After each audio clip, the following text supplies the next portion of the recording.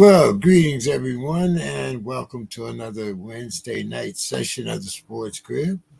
Hope everyone had a great holiday and had a feast. At least most of us. Special acknowledgement there to Bo. Bo sent me an email. I didn't see it till the day after. I was too busy pigging out, but thanks a lot for the shout out there, Bo. I see Dave is also here in the queue. How you doing, Dave? Hey, hope you had a good Thanksgiving too, James. Oh, plenty of pumpkin pie, and I don't even like pumpkin pie. That's how good it was. Don, how you doing tonight? Doing great, guys. Hey, y'all. Hey, everything's good down there in Texas. Good Thanksgiving. Bo, how was yours? Did you go hunting or anything? No, I went to the game. Watch us absolutely get obliterated by the Niners. Sounds like fun. There was plenty of beer. I guess you had by then you were at the 12th, 13th, and 14th man, right? That's right. So it didn't matter. Just hit the guy in the middle. That's right. It might have been 35 degrees, but you know what? We were warm. Oh man, yeah. But as usual, a lot of things to talk about.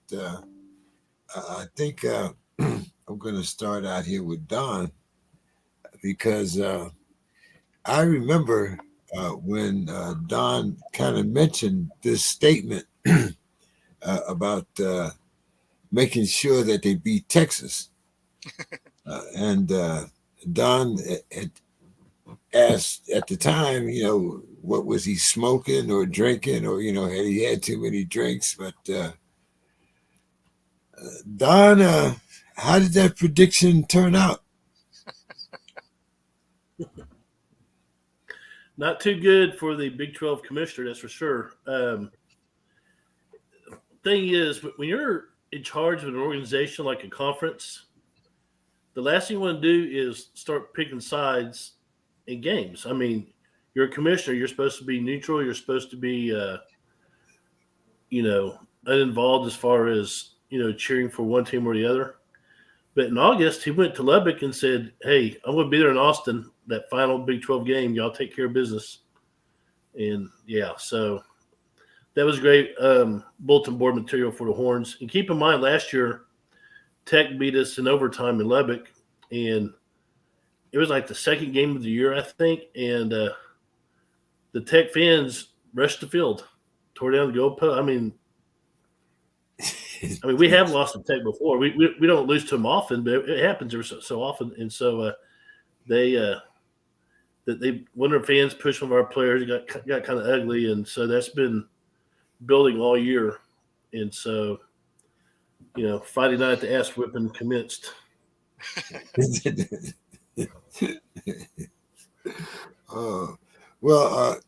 Before we go to the music here, Dave, maybe we should get Sue's corner. I have a feeling it might get a little ugly a little later on. Go ahead. All right. Well, another sport. Too bad Demetrius isn't here, but the greatest NHL fight story in a while. After a fight broke out in the third period of a roughly played game between the Florida Panthers and the Ottawa Senators, the officials threw up their hands and kicked every skater on the ice out of the game. Florida was leading by 4-0 when Brady Tkachuk, the Senators' captain, came off the bench and got a quick breakaway.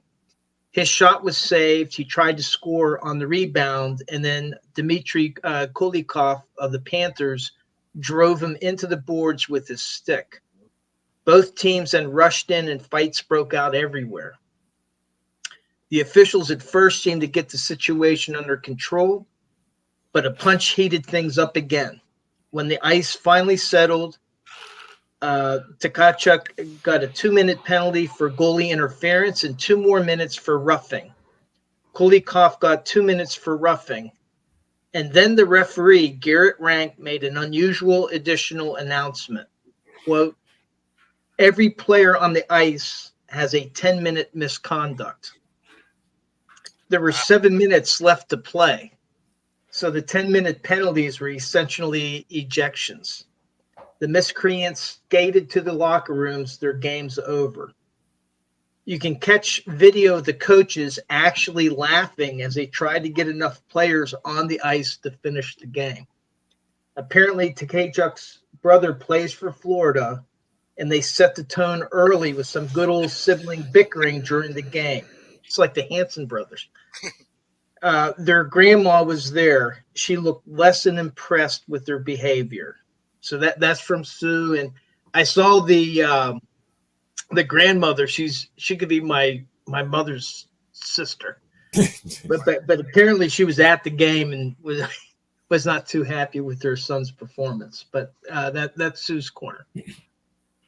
That's pretty awesome. I've never heard of one where they kicked everyone off the ice. That is fantastic. Yeah, I think it had just a little corner down in Yahoo Sports. I think if you scroll down, it was of course there were other sports. So, but it was like you said. I mean, I've. It's not that I'm a big hockey fan or participant, but I've never been or seen a hockey game where a fight didn't break out. But it would be the first time when I've seen everybody ejected. That would, like you expect fights, right? Like yeah. it's going to happen. But get everybody booted from the game. I mean, that had to have been just an absolute melee out there. Exactly. Oh man, yeah. So, Bo, what did you think about Don's remarks when I was talking about the Big 12 commissioner telling one school that they better take care of business?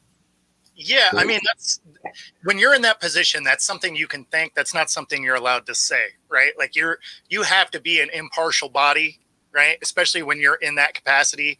Now if you're watching the game at home and you have a favorite team, yeah, cheer on like anybody else. But if you're out there in an official capacity, you can't say stuff like that. I guess unless you're Jerry Jones, I don't know. Yeah. Well, but he's not a commissioner though. That would be like Goodell being out there and being like, "Hey, go take care of business." Like, you can't. We all know he sets the officials against the Steelers. We already know that. I mean, Goodell is not disputing that, but he can't come out and say it. Yeah. So, one thing I failed to mention. Go ahead. One thing I failed to mention, James. I was at the game. And in the fourth quarter, about 2 minutes left, they put Arch Manning in, and he led a 8-play drive to get the final touchdown. And after the touchdown, on the video board, the Jumbotron, they had a video of the commissioner in August telling the Texas Tech people, go take care of business. And the entire 102,000 people. That's amazing. It's on a video board. 102,000 people in the stands just laughed. They cheered. It was, they probably heard that in San Antonio from 60 miles away. It was amazing. It was the most surreal thing I've seen in many years in Austin. Who's this Mike Elko, Don? So Elko is the former defensive coordinator at A&M, and he went to Duke, and he's had some success at Duke. Duke is not really known as football powerhouse, but I think he won 9 games his first year, and I think won 7 games this year. So he gave Duke some success, which Duke isn't used to having. The big story on all that, though, is that the Aggies interviewed like 6 different coaches. These coaches kept turning them down. That I guess they learned from Jimbo Fisher. So they did offer a job to Mark Stoops at Kentucky. He got on the plane, landed at College Station, and apparently the president of A&M did not clear the hire with the Board of Regents. The fans took to all the message boards. They called the Board of Regents like at midnight, and so Mark Stoops is there at the airport at College Station, and they tell him, "Go back to Kentucky. We're not going to hire you after all." And then 8 hours later, they announced, 8 hours later they announced Mike Elko as the new head coach.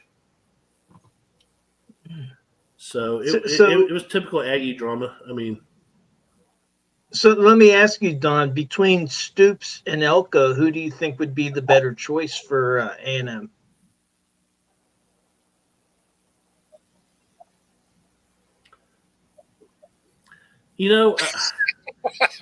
I think Elko probably would be, just because Stoops is, he's been at Kentucky, and I think he's won 10 games twice at Kentucky, and he's been there for a while. I think he's kind of maxed out he's reached the ceiling.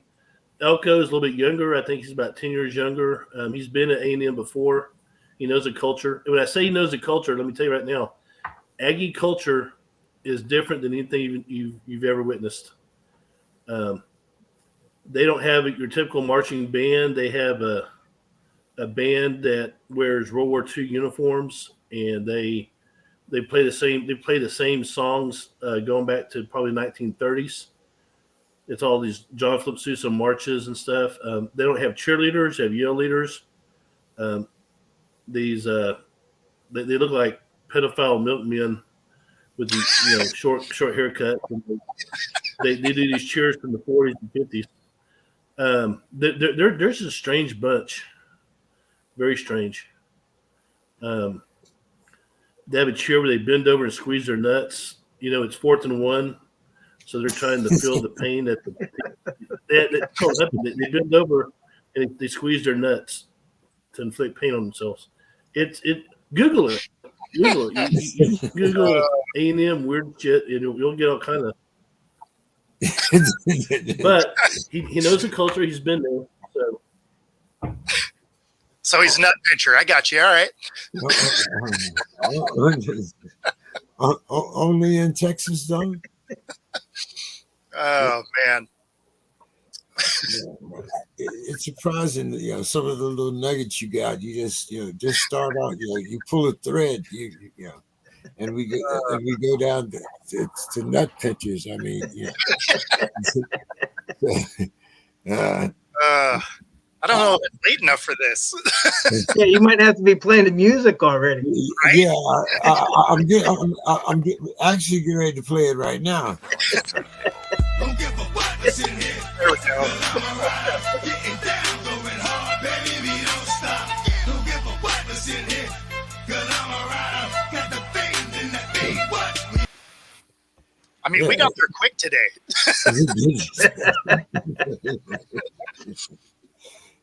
Yeah, that's why I said we'll get the wholesome stuff out of the way first, and and Sue talks about hockey, so I mean it's just one of those It is so.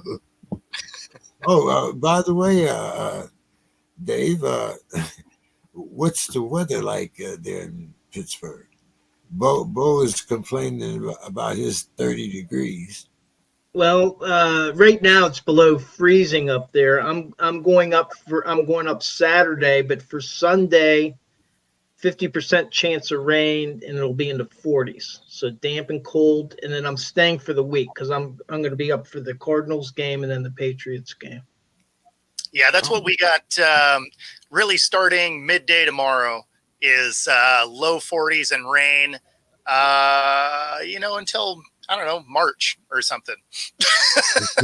because Seattle. Yeah, I think it was Bryant McFadden. He was talking about playing a game up in Seattle and having 4 seasons in one game. That's accurate, especially if it's in the spring. Like if you play in like late February, it can be sunny. Like if you went for one day to the next, it could be mid 60s and sunny and awesome, and then the next day it could like it's that volatile. And then on like one singular day, it could be nice in the morning, and then rain, and then some wind, and then some hail, and then sunny again. Yeah, that's spring in Washington. Well, he's talking about in one game. He was talking about getting rained on, and then all of a sudden it was sunny. Yep. Then all of a sudden the mist rolled in. You couldn't see what was going on, and then he said then it turned freezing. Oh yeah, no, that can happen all in a couple hours. If you don't like the weather, wait 5 minutes. It's kind of the thing. Yeah, it is Seattle, So Yep. Let's see, what else do we want to talk about here? Bo, you might know a little bit about this guy, Jonathan Smith. Doesn't he come from Oregon? Jonathan Oregon Smith. Oregon State. Oregon State, okay. I knew it. The new hire at Michigan State. Oh, I actually just saw something about it this morning, so I didn't actually get to read it. Yeah. But yeah, I knew it was one of those big Pac-12 teams. Sorry. Okay, guys. Has everybody looked at the standings lately, especially the top 10? Oh, the rankings. Yes. Yeah. And I think what is it from Oregon down? Everybody has one loss. Yep. So right now we have 4 teams that are undefeated. And you have Oregon, as I was saying, hoping that, somebody will lose. Probably, preferably Washington, I'm assuming here. Well, that's who they're playing next, right? Right. It is. Yeah, they play them in the championship. And I mean, at the end of the day, they have to win that game because otherwise it's a wrap. Like no two-loss team is getting in. Right. But look at those one-loss teams, including Texas. Now, if we had an 8 or a 12 team playoff right now, Texas would get in. Along with Ohio State. I'm favorable here. But Don, what do you think here? If suppose we do have, let's say, 7 teams with one loss, where would you put Texas? Well, I think when you come down to like a 17, one loss, whatever, I think you have to start factoring stuff like strength of schedule. Who had the toughest schedule, who had the biggest task of getting there. So that's the way it should go. Will it go that way? I have no idea because no one knows what goes on in the head of that committee. True. And I'm not saying so. that. I think for Texas to get in. Go ahead, Don. Well, I would say for Texas to get in, Louisville has to beat Florida State, and it'd be, I think, best if Oregon beats Washington. That way, Texas made the case that they had a harder schedule than Oregon. I think seven of Oregon's wins are against teams with losing records, something like that. It was something crazy. So I think that helps Texas.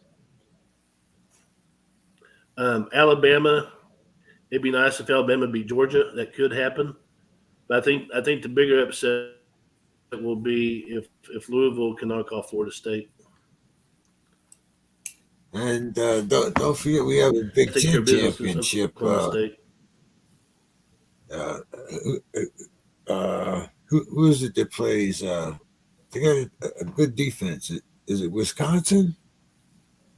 That Michigan plays for the Big Ten championship? Well, their next game is Iowa.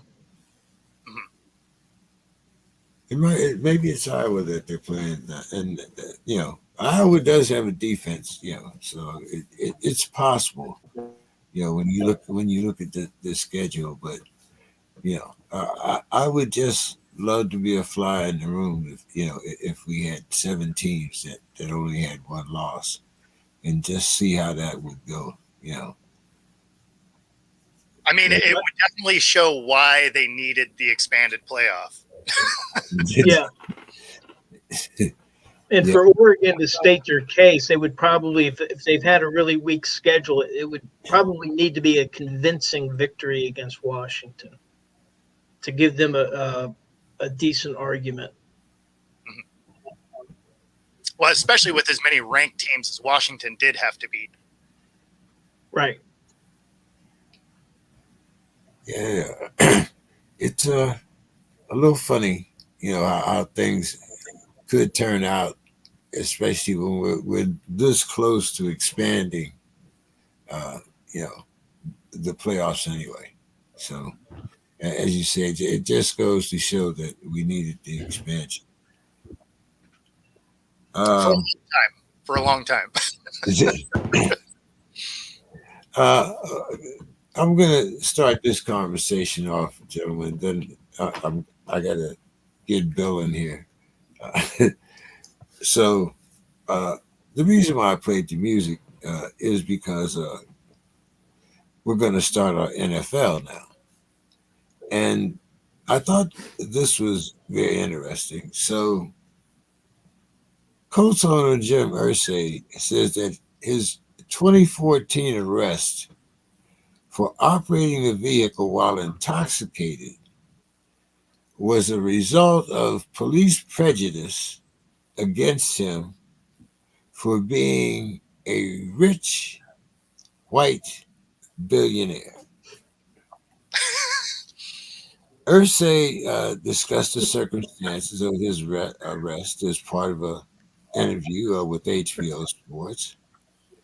And then he decided to double down. He said, I don't care what it sounds like. It's true. So who wants to grab this hot potato while I get Bill in here? Yeah, Go ahead. I mean, my view is real simple. Was he intoxicated or not? That's what it comes down to. And anybody's going to use any excuse that they can. This whole, but the excuse he's using is just so ludicrous that, I mean, it doesn't hold water. But, it's quite the opposite. You look at Robert Kraft when he was caught up with his little Massage deal down there in Florida, and you compare that to what happened to just Deshaun Watson. Now, bigger scale, but still similar issue. Well, nothing happens to Kraft because he has money. He can afford to defend himself. And so to me, it just doesn't hold water. The bottom line is, hey, were you driving while you were intoxicated, endangering people? And if you were, then just shut up and take your punishment. That's it. And I'm, I got to admit, I'm not an angel. I've done it before. Shouldn't, nobody should be driving around while they're impaired because they're endangering other people. And that's what he should be focused on. So a little bit of humility wouldn't be bad. That's just my view. Don, what do you think? A lot of millionaires down there in Texas.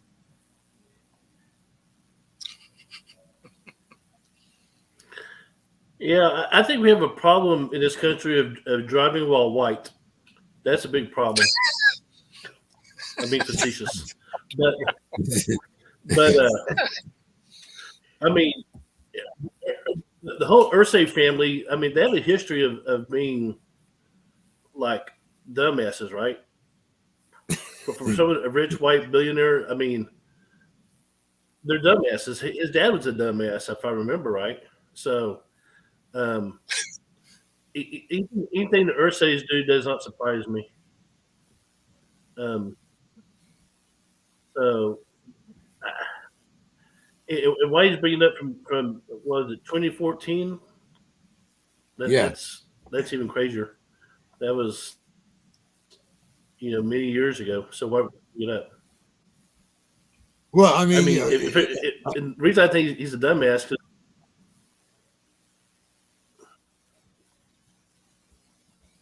I mean, if that happens, you don't bring it up. You want to forget it. Don't bring it up. Just let it stay in the past. Don't go around, exhuming those skeletons in the closet.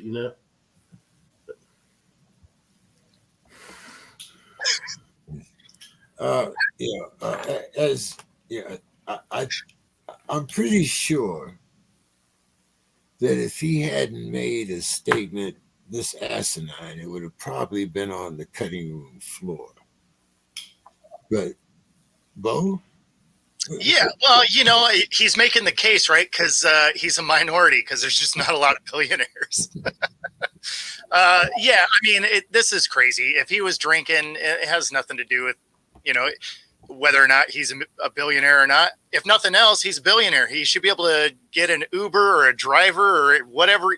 Like, he's got a jet. I'm pretty sure he can figure out how to get around without driving if he's wasted. So, no, I mean, that's on him. But, to be fair, as he's gotten older, he's just said dumber and dumber stuff every year. So this really kind of fits in line with anything you've heard from a press conference from Irsay over the last, 2-3 years. Yeah. I was, like I said, I mean, if he had not made such a asinine statement, I'm sure it would have been on the cutting room floor. By the way, did you guys hear that Mark Cuban was selling part of the Mavericks? I think it's only for what, $3 billion, huh? Yeah, I think it was like 2.3 billion. Yeah, and he bought it for what, 200 and some million or something like that back in the day. Or maybe it was 3.2. It was something like that. It was crazy. Yeah. So folks up in Pittsburgh are hoping he buys the Pirates.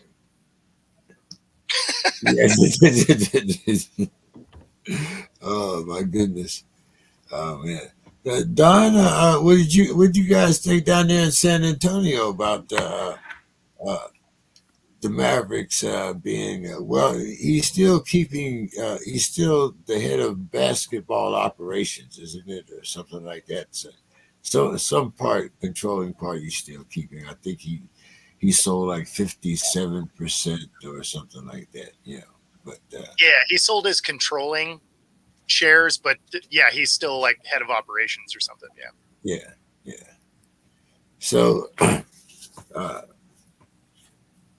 we'll be talking more about that as it goes on. I'm sure. Could we go back to when I saw a blip, and I don't know how real it is, from NCAA football. Did any of you see anything about a second quarterback recruit deciding not to go to Colorado, reneging on his signature? Has anybody heard that? I've heard about one. I didn't hear about two. I did hear about one. Okay, yeah, I just saw a quick blip, so I don't know enough to really talk about. I was just wondering if anybody had heard, but I heard it was like the second recruit. that Well, dropped out, a quarterback recruit, which is a shame. So sorry about that. I was just curious, sir. Well, actually, if we're going to do NCAA, there's kind of an interesting thing. So Oregon State and Washington State, they won their appeal to take over the Pac-12, right? Oh, they did win it. They did win it. And with that, they have the ability to disqualify any of the leaving schools from the league championship game or from the conference championship game. So it's within Washington State and Oregon State's right as the controlling entity now to make it so that Washington and Oregon couldn't play the game. Now, I don't think they do it, but it's within their right to do it. And that would be another really crazy scenario when you think of the Final Four of the playoffs, if they don't get to play that game. Well, that's a lot of leverage they have too on whatever, however they're going to pull themselves apart. That's a lot of leverage. Absolutely. No, I mean, it's interesting to see some of the things that they could do. Again, I don't think they do. I think that would be just weirdly short-sighted, but it's within their capabilities. So if they wanted to, they could disqualify every leaving school, which means in theory, that game could be Washington State, Oregon State for the championship. yeah, well, I think I had asked you about that before, something about them being a 2-team conference. Yep. Yeah, it's like, okay. Bill, welcome to the show. How you doing tonight? Yes. Well, first of all, I love the scenarios being put up there because I'm always ready for the petty. It would be hilarious if they actually did that, but he's right. They probably will not, though. It would be so amazing. And they get to split all of the money between the two of them, right? Yep. So the old saying about crying all the way to the bank, that's what those two schools will be doing. They'll be crying all the way to the bank. Now, whoever is in charge of schedule making is going to earn their money next year. I mean, I don't know what that person gets paid, but they're going to earn it. Yeah, no doubt. But I mean, football is the easy one. Like, way to basketball season, gymnastics, wrestling, track and field. That's where those people are going to be hustling. Yeah, that's where they're going to hire someone from Notre Dame that knows how to do it. Yeah, there you go. Hey, Georgia Southern, you up? I mean, Pretty much. So, Bill, since you say you're always ready for the petty, did you get a chance to read Mr. Ursay's? Not the Black Mammy thing. Is that what we're going to talk about? No. We're going to a different. Okay. I mean, there's so many Jim Irsay things. I guess I should have been be more specific. Well, this one is from when he got caught speeding. That one. Okay. In 2014. Yeah. Now, speeding can mean more than one thing if you're Jim Irsay, but continue. Well, let's see. Let me make sure. I'll get the exact language here. Okay. He says he was arrested for operating a vehicle while intoxicated. That sounds about right. Okay. But the arrest was a result of police prejudice against him for being a rich white billionaire. Yes. Please, won't someone do something about the oppression of rich white billionaires? Please, give generously. So then, he decided, he even doubled down. He says, I don't care what it sounds like. It's true. So go ahead, Bill. So luckily, as I'm sure you know, they have a whole staff of individuals who work in social media and public relations. Speaking, I just talked about people going to earn their money. Whoever it is that's in charge of those two departments, all hands on deck. Jim Irsay keeps you on your toes, right? If you work in public relations for the Colts, they've got like a panic room and like a situation room and I'm sure they've got a whole bunch of contingency plans they're constantly working on. Yeah. Jim Irsay is the kind of guy that every time you wake up and you grab your phone, anything could be waiting for you if you work in public relations for the Colts. Literally anything. There is no set of things that could happen, but you'd be like, oh no, he would never do that. There's nothing you can say where you're like, no, that doesn't sound like Jim Irsay. Anything sounds like Jim Irsay. There's nothing that's off the table. I love it. It's hilarious. Yeah, I was hoping that we could get Demetrius and Reggie in, but I know Reggie said he'll be in next week. But, so we're going to stay with the Colts here. Sure. We're already into the NFL, so of course Jonathan Taylor scores twice to help the team overcome the Bucks. Yep, 91 yards rushing. Yep, he's back-ish. Yeah, so it was 27 to 20 victory. But then now Taylor's out for the next coming weeks due to thumb surgery. Yes. So how big a loss is this for the Colts? Or were the Colts just, considered that was just a one and done division anyway? Well, I mean, it's not devastating. They've done much of the season, obviously, as we all know, without him. And Zach Moss is having a career year. And obviously, if you know Zach Moss's career, that's not saying a whole heck of a lot. But he has shown that he's capable of taking 24 to 29 touches, between receiving and rushing, and doing something with them. Zach Moss is just above replacement level as a running back. But frankly, the running back position, I mean, this is sort of the whole panoply, all the things leading to why Jonathan Taylor had to hold out in the first place are going to be embodied in how the last few weeks are going to play out. The Colts will have a little less explosiveness on offense because, no offense to Zach Moss, he's not Jonathan Taylor. But they're going to say to themselves, we did all right. They end up 8-9 or 9-8 or whichever, which they would have been with him too. I mean, that's the thing. The problem is that the way the game is played now, unless you're literally like James Nathaniel Brown or Barry, or there's you're not seen as a big deal, quite frankly. I can name on one hand and have one or two fingers left over and name all the running backs that really matter to their team, really matter. Literally have a couple of fingers left over on one hand. I mean, Christian McCaffrey and the 49ers, right? He matters. If he was not there, that would impact their team dramatically. They'd go from being a team that has a legitimate shot at the Super Bowl to a team that'd be fighting to be a wild card. Maybe. I would say Saquon and the Giants, but the Giants are bad with or without Saquon. And the Giants know it, which is why Saquon has no real leverage. It's we could stink without you. We could stink with you. We'll be talking about the Giants a little later, too. So. Well, I'm just saying that this illustrates Jonathan Taylor's conundrum. And so they're going to end up being 8 or 9 or 9-8 either way. And so there's very few running backs that have a real bargaining position. Dalvin Cook found this out.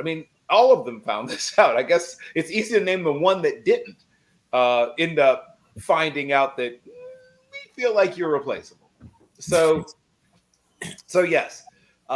Zach Moss will do Zach Moss things. I own Zach Moss in a couple of fantasy leagues, so this is good for me, bad for the Colts.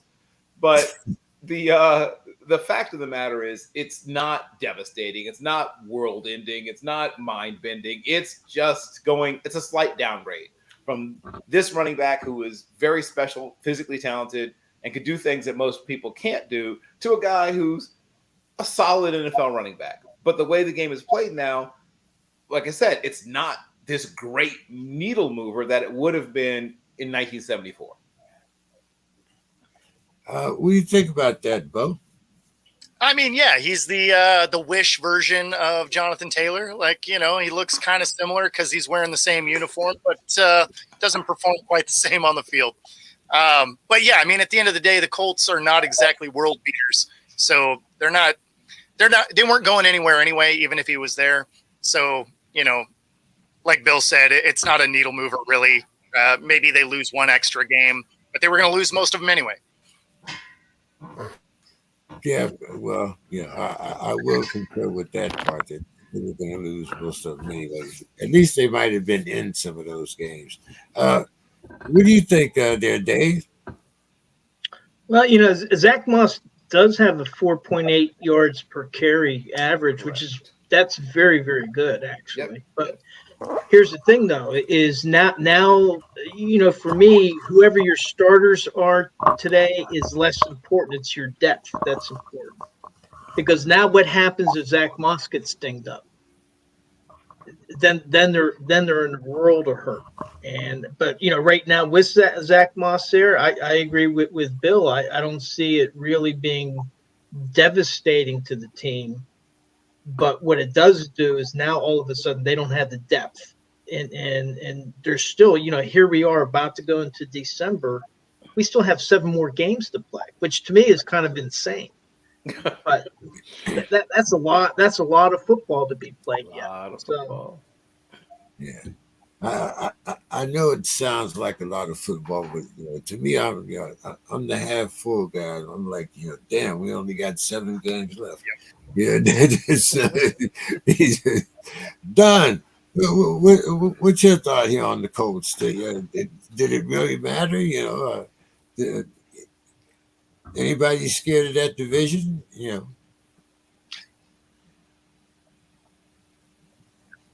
I don't think so. I mean, the Colts are good for a few upsets every year, but they're not what I consider, any kind of contender. They might be a few years away, but losing Taylor is going to hurt. It's his injury. So unless you're Bill and you got me in fantasy. That's a shame for.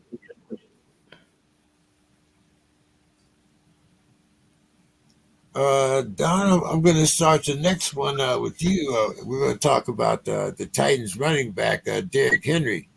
He ran for 2 touchdowns as the Panthers, as the Titans hold off the Panthers and Bryce Young, 17-10. I don't know how many of you guys watch McAfee. I'm not real impressed with his wardrobe, I guess. I kind of thought that we had gotten past that point, but I guess I guess it's what the young people call a throwback, and people of my generation call it throw out. That's a different issue. So who do you want to talk about there, Don? You want to talk about the Titans win, or you want to talk about Bryce Young?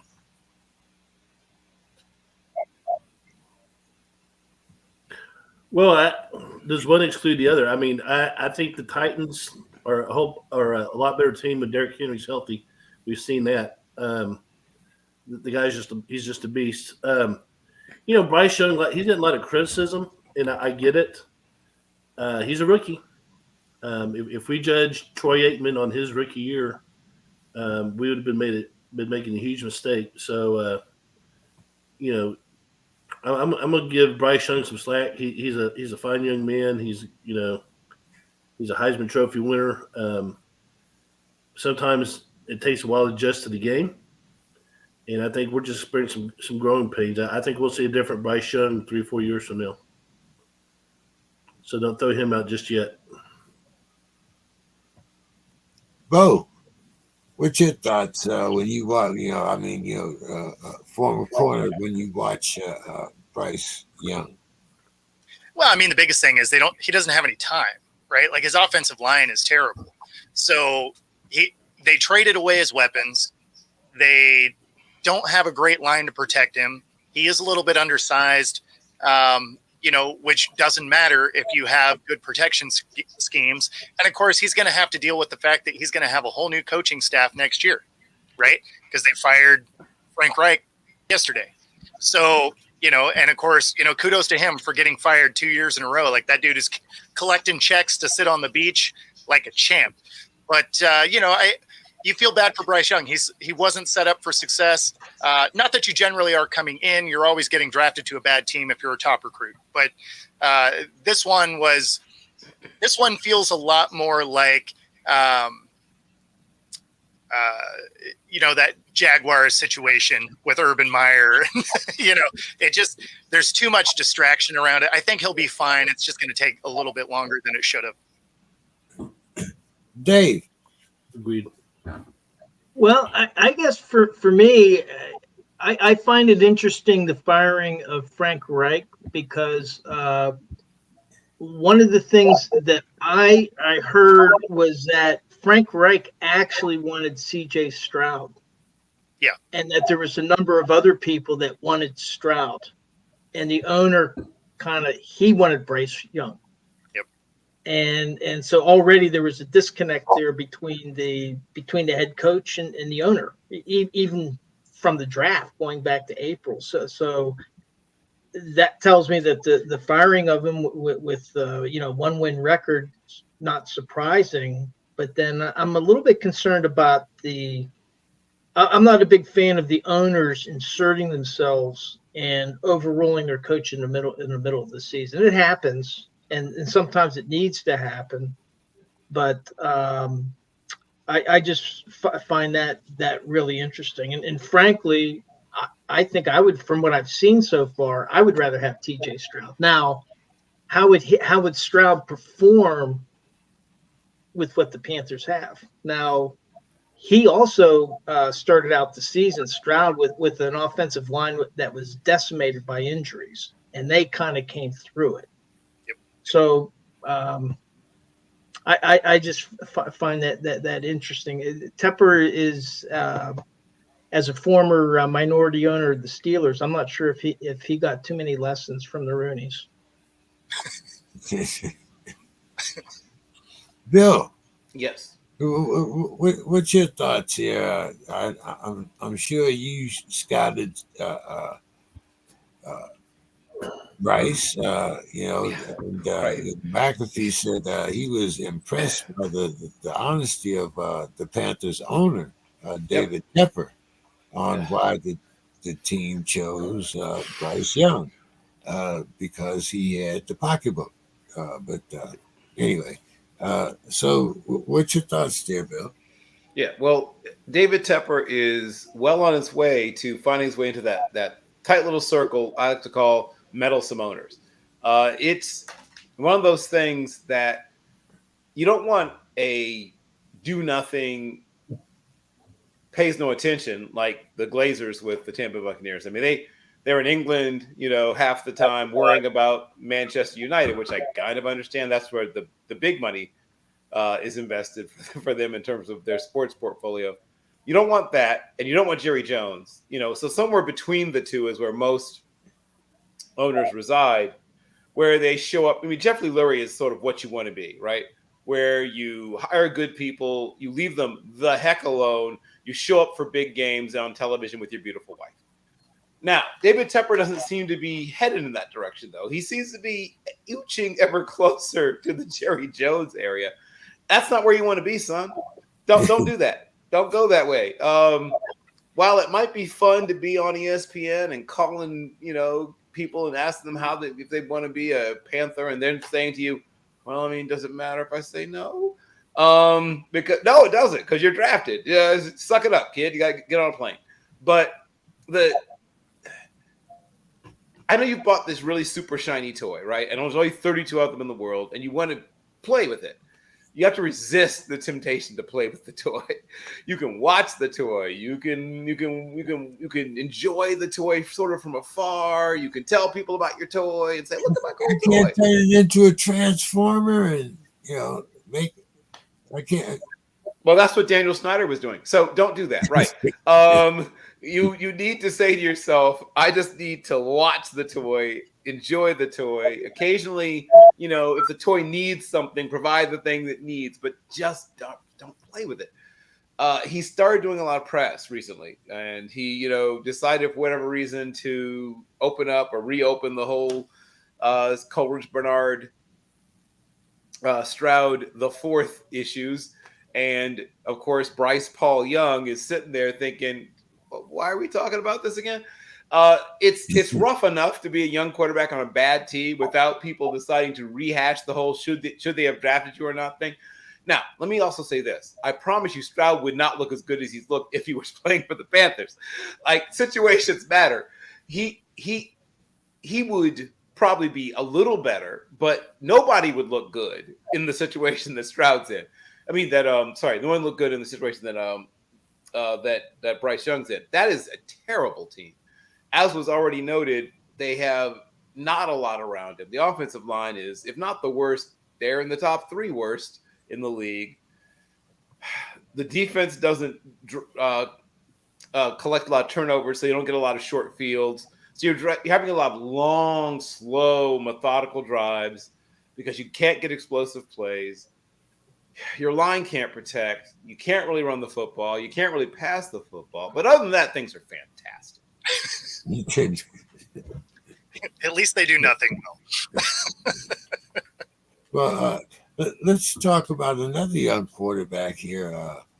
The Jags quarterback, Trevor Lawrence, passes for 364 yards as the Jags improved to 8-3 and 5-0 on the road.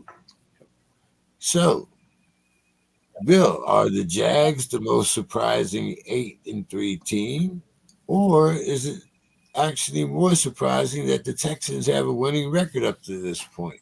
Oh, yeah, definitely B. I think almost everybody that I know picked the Jaguars to win that division and to win it going away. The Texans were a team that some people thought would be like 4-13. I said I thought they would fight hard and look better than expected, but I didn't see this coming. I'm not going to pretend. I thought they'd end up maybe 7-10, and like a robust 7-10, where they like maybe beat 1 or 2 good teams and scared some other teams. But they have a legitimate shot at having a winning record, which to me is wow. Kudos all the way around to the coaching staff, and they have a really good young coaching staff, to the player personnel, to the college scouting, to everybody. Everyone's done their jobs really, really well. And it shows you how quickly you can get good in the NFL. For those who somehow have forgotten, you don't have to take 3 or 4 years. Now, you can, but you don't have to. When you get certain things right, you can get good fast. And if they continue on this trajectory, they have another good draft coming up in this next year, and they spend a little money wisely in free agency, they could easily become not easily, but they could be right at the throats of the Jaguars, and they could you saw the game. They gave the Jaguars everything they wanted and some extra, and they don't need much more to. The Jaguars are here, but you can be here and then there pretty quickly. Remember how short that wasn't that long ago that the Bengals were like a sexy dark horse pick to win the Super Bowl? Remember that? Mm-hmm. Like it was a few months ago. So things happen quickly in the NFL. You can go from being very, very good to not so good. You can go from being not so good to very good. But yes, that's the bigger one. I'm not at all surprised that the Jaguars are 8-3. I think that's almost exactly what I thought they'd be at this point. I have to look back and see what my projections were, but I think that's about where I had them. Don, what do you think about that? 2 teams in Texas with a winning record. 3, 2, 1, go. Well, yes. I'll talk about the Texans first. First of all, C.J. Stroud has been a very pleasant surprise for the Texans. I think the Texan front office and coaching staff have done a remarkable job, probably the job of the year in the NFL. I mean, they don't have the talent that, Kansas City has or the Eagles or the 49ers, but they're playing tough and, they believe. And I know a few weeks ago they were talking about C.J. Stroud might be a candidate for MVP, So that says a whole lot. And he's another very good football player, but he's a very good man also. He's a good guy. Cowboys, yeah, they have a winning record. Every team they've beaten has a losing record. You know what happens when the Cowboys? You know what happens when the Cowboys go up against the Eagles or the 49ers? Look who they're losing to. So I think Cowboys, it's another case of fool's gold. Cowboy fans in my friends and family circle, they get all excited every year, and it's going to come to an end soon, eventually. Cowboys are not that good. Well, I wish they were. They're starting on But again, their stretch. wins. Yeah, it's real interesting. So, Cowboys are kind of like Oregon. Oregon's 7 wins are against teams with losing records. So if you translate to the pros, Oregon becomes the Cowboys. What? I wonder if that's bulletin board material for Oregon. We become the Cowboys. Oh. Yeah, let's play cowboy football. What do you think, Dave? What's more interesting, the Jags with 8-3 or the Texans with a winning record?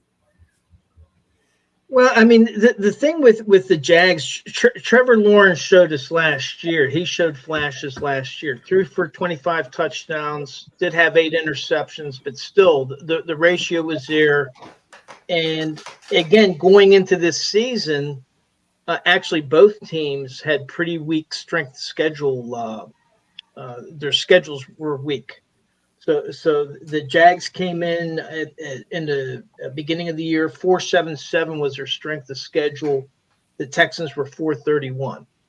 But I think that the Texans had already shown us flashes of where they could be.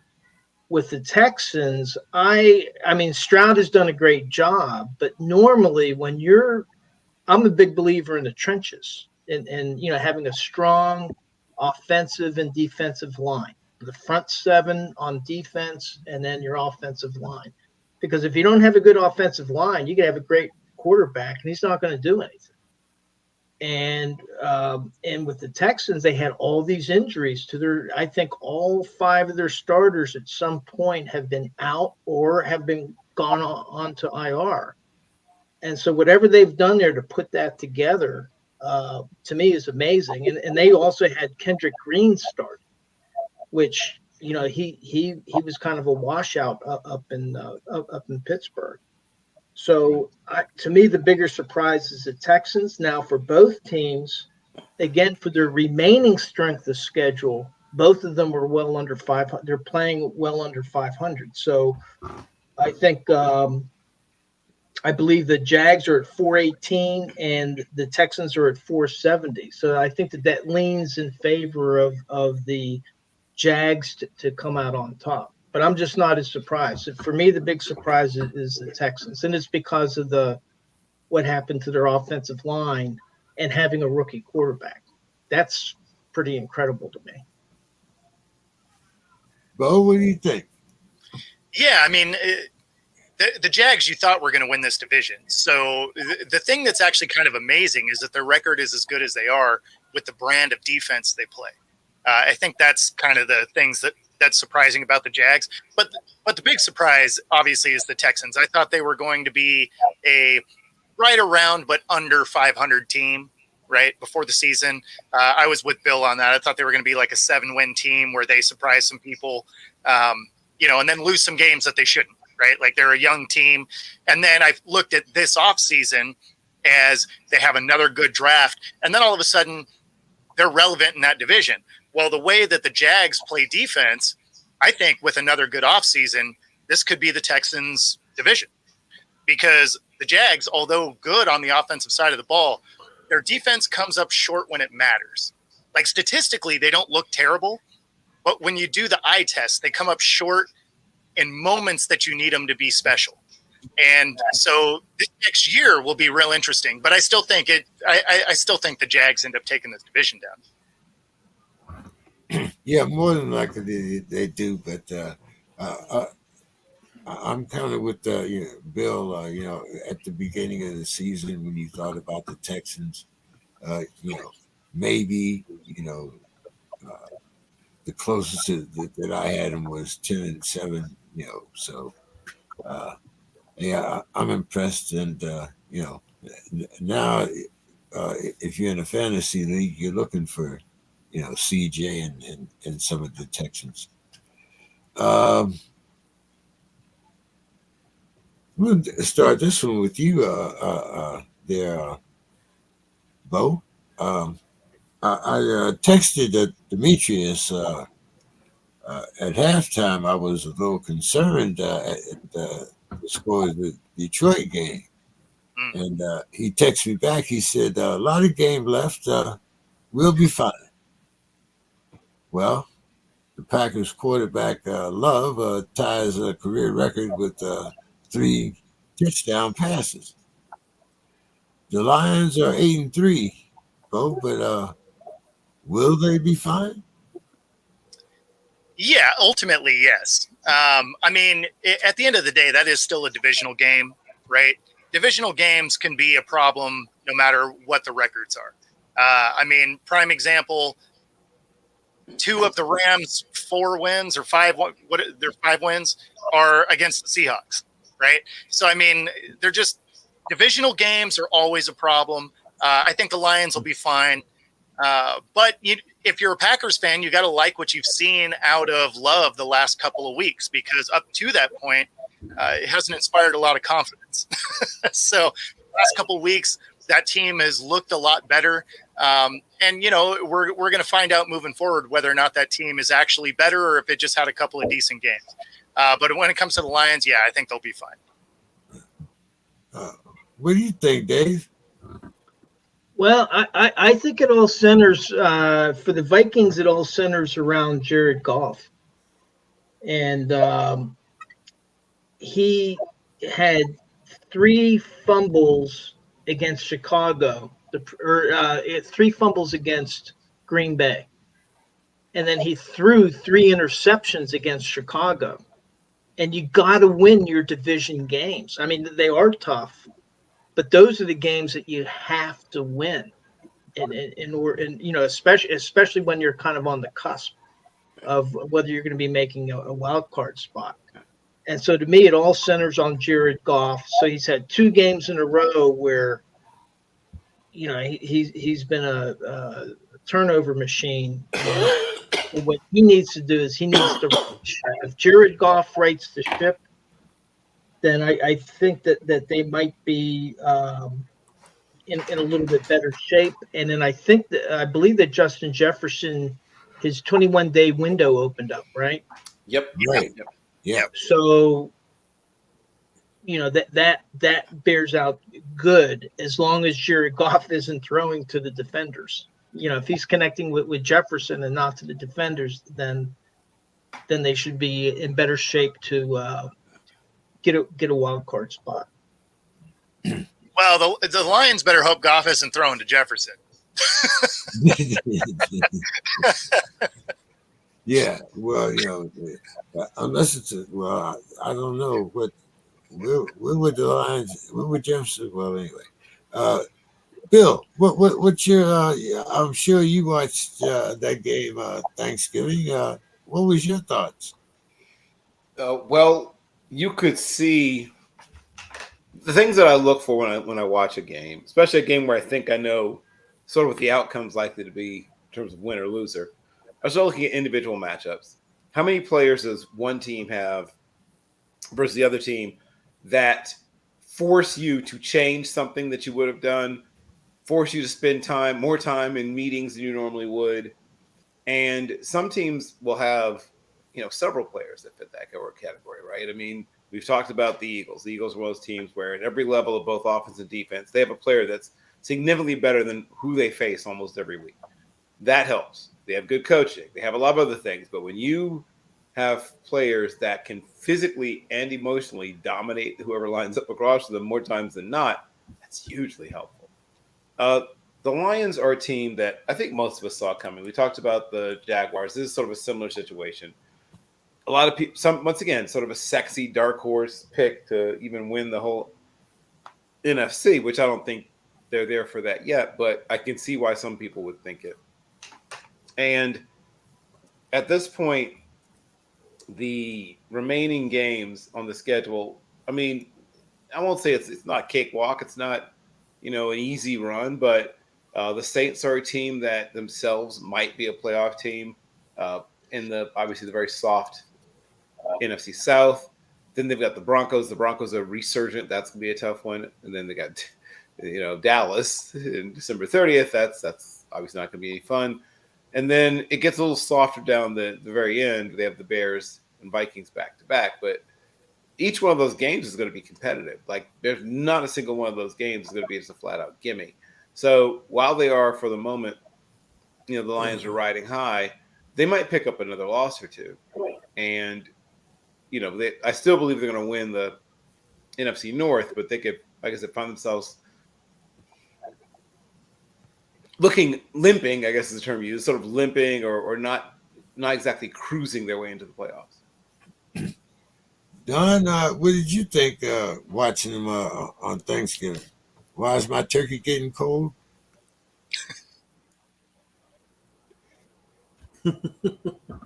There he goes. Yeah, Thanksgiving get good games, didn't it? Of course, we start off with Detroit, and that's always a fun game to watch. I for some reason, I thought that Detroit would probably blow them out, but sometimes what you think is going to happen doesn't happen. I thought that Green Bay came out and just wanted it more. It seems like last week we were talking about Love at quarterback and how they're running out of patience, and then he says, "Well, screw you, I'm going to have to throw 3 touchdown passes." But yeah, so. And then the next game we had was, of course, the Cowboys and their overrated selves. Hey, Dak looked great, but they were playing the Commanders, so it's easy to look good when you're playing the shit teams in your division. So I love Thanksgiving and watch the football games. And that Friday after that, I went to watch Texas play. So I got my fill of football. I hear you. Mr. Scott. I just wanted to say, James, I got earlier. I got the Vikings and the Lions mixed up with Jared Goff and the Lions, but I just wanted to say one thing about the Vikings and Josh Dobbs. He had 4 interceptions, but 3 of those interceptions We're going to talk about those. See, we got a Vikings expert down here in the corner, so we're going to talk about the Rocket Man here in a minute. But I thought I'd throw him a little softball before I gave him that hard inside pitch, brushing him off the plate. So, Mr. Scott, how are you doing this evening? Very good.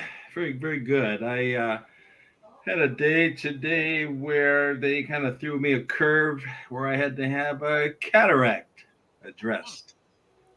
I had been putting it off, but now I can see clearly. I can see clearly. I can see the phoniness that's going on in this world. I can see it, and I'm going to call it out. Matter of fact, I'm going to respond to one of the things that Don just said. Don just said, sometimes what you think will happen doesn't happen. And I mean, I think that this is really what it comes down to with these half points and these, backup quarterbacks, and people get hurt, and nobody planned on this. Nobody plans on it. Yeah. Well, you'd be surprised. This week there are very few halves, which were surprising, and you'll be surprised at some of the point spreads as we go. But we were addressing that game on Thanksgiving Day, Mr. Scott, between uh, Vikings. I mean, excuse me, between the Lions and the Green Bay Packers. And I was saying, in that game, it ended up Love throwing a career high 3 touchdowns, or at least he tied it. What were your thoughts when you were watching that game?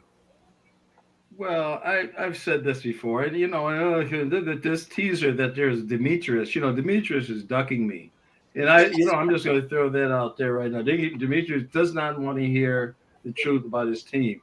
Yeah, like I said it before, they are who we thought they were, and as long as you're depending on Jared Goff, it's going to be a rocky road. I love their coach now. Now I love their coach. But the Lions is not going to get much money from me. And, it's really going to be great in this division because the last 3 games the Viking have, they played the Black Bears again. They played Detroit, I think, twice. I think it's home and away. So this is going to be the deciding factor. I mean, yeah, people are down on, they call him the Rocket Man. He's showing who he is. He's been off 7 teams. He's been all of a sudden, see, the script flips so quickly. But we'll see. We'll see what O'Connell comes up with. They get a bye this week, and then they got the Raiders. So, but what I thought about the game was pretty much what I thought the Lions. Boy, very, very, very soft favorites. We'll see. I wish Demetrius was here. I mean, the ducking Demetrius. I'm sorry, calling him ducking Demetrius. It is funny. He seems like he is gone when they lose. I wasn't going to say that. Well, Bill, I want you to record this scandalous conversation here about our friend. Yeah. But I do have to ask you about Rocket Man, though, because, for the last 2 or 3 weeks, everybody was on the Minnesota bandwagon. He had been on 7 teams, and now he comes in. He's, the savior, and, he went to, rocket science school, so he should be able to understand the playbook. But it seems he might understand the playbook, but this week he just didn't know what uniform to throw to. As you mentioned, he did throw 4 interceptions. 3, I will admit, 3 of them were tips, but that's part of the game. That's why people like Bo have a job. That's why people like me and Bill sit on the sidelines and say, "Damn, I wish I was that fast." So. I mean, what's going on? I mean, the coaches are saying that, you're getting Jefferson back, and the coaches are saying that they're going to pick the best quarterback to enhance Jefferson's game and try to get into playoffs. So that's a good premise, but who are those 3 quarterbacks, Mr. Scott? Well, yeah, this isn't the old days where you could sub. They don't sub quarterbacks. I mean, when Cousins was in, I think the whole time I think he's missed 1 game. I mean, I'm talking about whether it was a blowout, a blow in, whatever. He plays the whole doggone game. You don't see him getting another guy ready and playing another guy. And even if you're ahead or you're behind, let the other guy play. Let him get some reps. You never know what's going to happen. But as far as the Rocket Man, the other guy had a concussion. Cousins is out.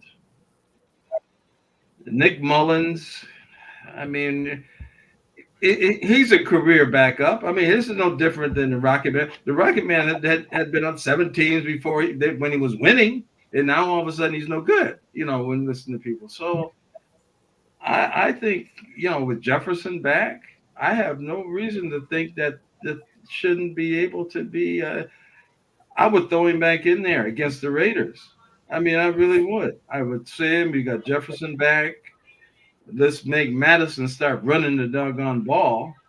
And if they do that, I think they'll be. I think they'll be okay. I want to get ready for these last 3 games. I want to just talk to Demetrius about the line, but in those games, hopefully he'll be willing to. And I'll do a surprise again. I won't show at the beginning. I'll come with a surprise. Maybe it'll be there. Maybe I'll wear a mask even. You know, the mask. Take the mask. What's that? What did they call those guys? El Libre. Lucha Libre. Yes. I come over the top rope. Yeah.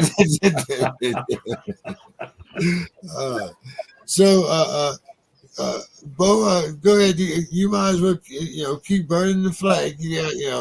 I heard you chime in. Demetrius doesn't show when the team loses. I'm telling you, hey, it's on record, y'all. Yeah. So. Yeah, I mean, so the thing with the Vikings, I mean, I don't know why anybody thought Dobbs is going to be the hero, right? I mean, like he's not on Kirk Cousins level, right? So I mean, there was going to be a downgrade no matter what.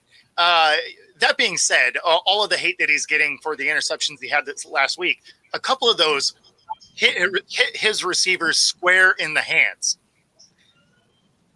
I mean, I understand it goes on a stat sheet as an interception, but I mean, those weren't on him. Like they were exactly where they were supposed to be. He probably threw them a little harder than they needed to be, but he threaded the needle, hit them in the hands. They didn't catch it. It goes straight to a defender. I mean, it's hard to fault a quarterback for that kind of turnover. But that being said, on a stat sheet, turnover, you lose a game. So he's going to get Jefferson. I know he's back in the window. I don't know if they get him this week, though. But, I mean, ultimately, that's a nice piece for him, right? They're on a bye this week, right? I think they're on a bye this week. Well, you're right. They are. So, yeah, he should be available for their next game. But, excuse me. They need to get their running game going. They have good running backs. I don't know why they don't hand the ball off. Like, give your quarterback that cushion by being able to use the running game. Madison's not a bad running back. If you actually hand the ball to him, he'll get yards. So there's things that this team does that makes you scratch your head a little bit.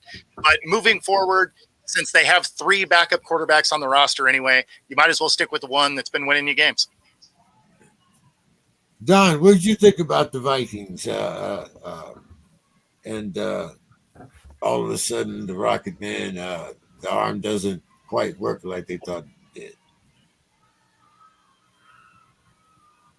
did. Well,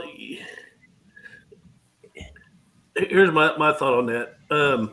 When you lose to the Bears, you have problems. The Bears are not a very good team, and then when you lose to them, throwing the interceptions, that's just a bad deal. And I'm not down on the Bears. I like the Bears. I mean, they got 2 UT running backs playing for them, but they're just not a good team. And so Vikings, I thought the Vikings would probably win by 10. I just thought the Vikings had it, but I was not expecting to see them to turn the ball over like they did. And I do like the Vikings I always like the Vikings because they're always giving Green Bay hell. But I would like to see, Minnesota, rebound from that. But you got some problems, you got some issues, you need to fix it. Because losing the Bears is like losing to, the Texans last year. You just don't want to do it. The turnovers have killed them. I mean, really, just not holding on to the ball has just been the whole deal. If they can just do that, with the teams coming up, and I'm not a homer. I don't ride bandwagons. All right, that's not what I do. I don't ride bandwagons. But looking objectively, It's what I call it, right down the middle. What was the great referee, Bill Alfonso? Wait a minute. Call it right down the middle. That's what I do. Let me get this straight, Mr. Scott. You're not a homer, but your two favorite teams are the Vikings and the Twins, and you live in Minneapolis. I'm just I'm just one, I'm just asking a question. And your point is,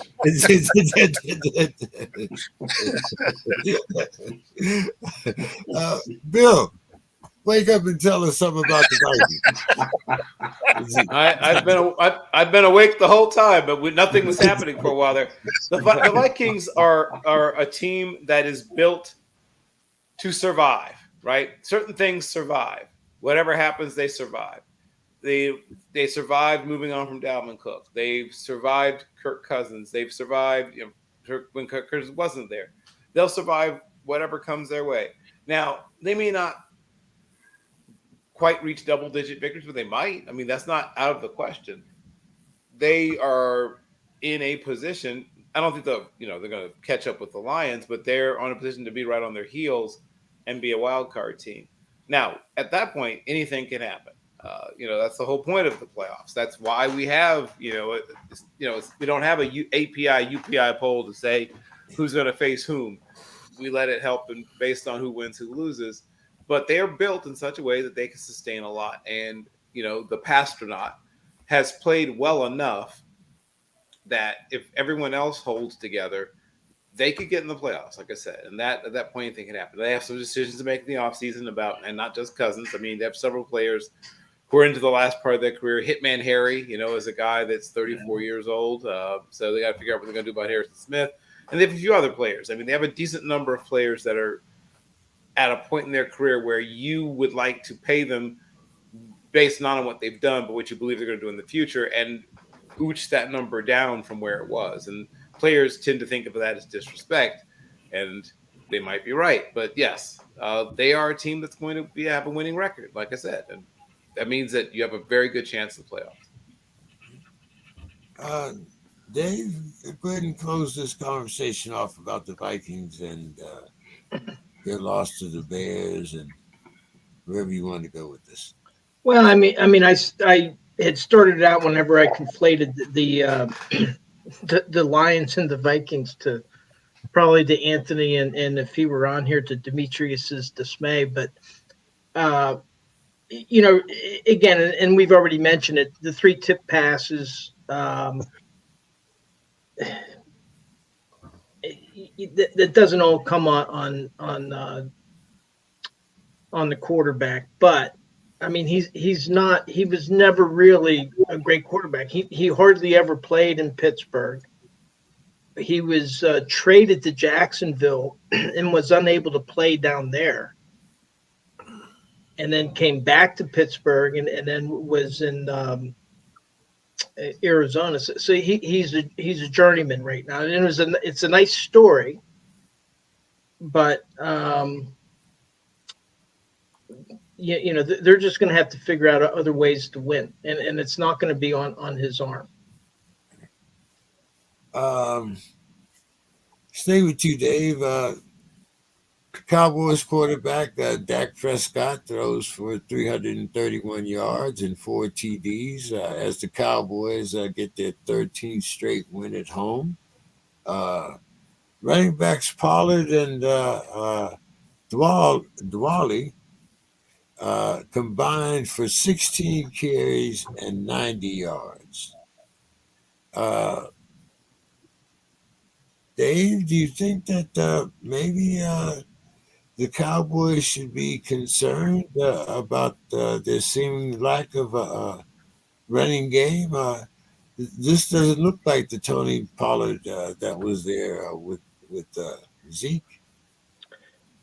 Yeah, that's pretty low. I mean, the 2 running backs going for 90, but one of the things that's happened in the NFL, and I think that Bill kind of alluded to it earlier, it not being the 1970s, there's any given week there's only 3 or 4 running backs gaining over 100 yards, and so it's a passing game, and Now, if these guys can, in situations, run effectively, give them gain enough yards where then Dak Prescott has an easier time of converting first downs, it might not be a problem for them. Now, I think what's going to be a problem for Dallas is they have a lot of tough games coming up, and they have one of the stronger remaining strength of schedule things that happen. And I know we've all talked about come December,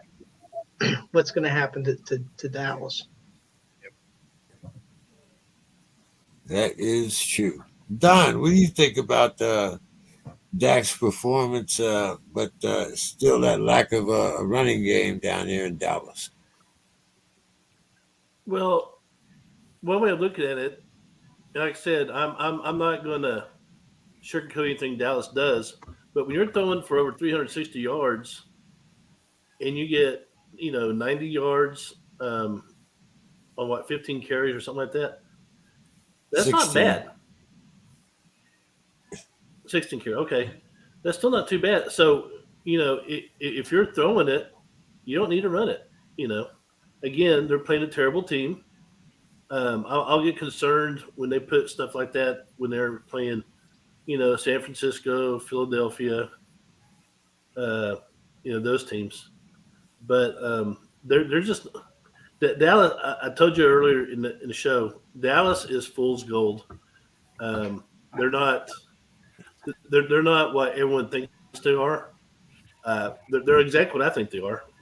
But but to your point, I'm not going to worry that they got less than 100 yards rushing when their throw from us 400. They're moving the ball. Dak's doing what Dak needs to do. So, Mr. Scott, how do you feel about those Cowboys? Well, the quarterback much maligned for whatever reason. But the thing is, with them, it seems like when they win, it's a knockout. When they win, they just go ahead and it's just, it's overwhelming the knockout. And to contrast that with the team that people say is my team, the Vikings, too many one-score wins. I mean, a high wire act. And I think Dallas is just is kind of the opposite of that. I mean, I think they have.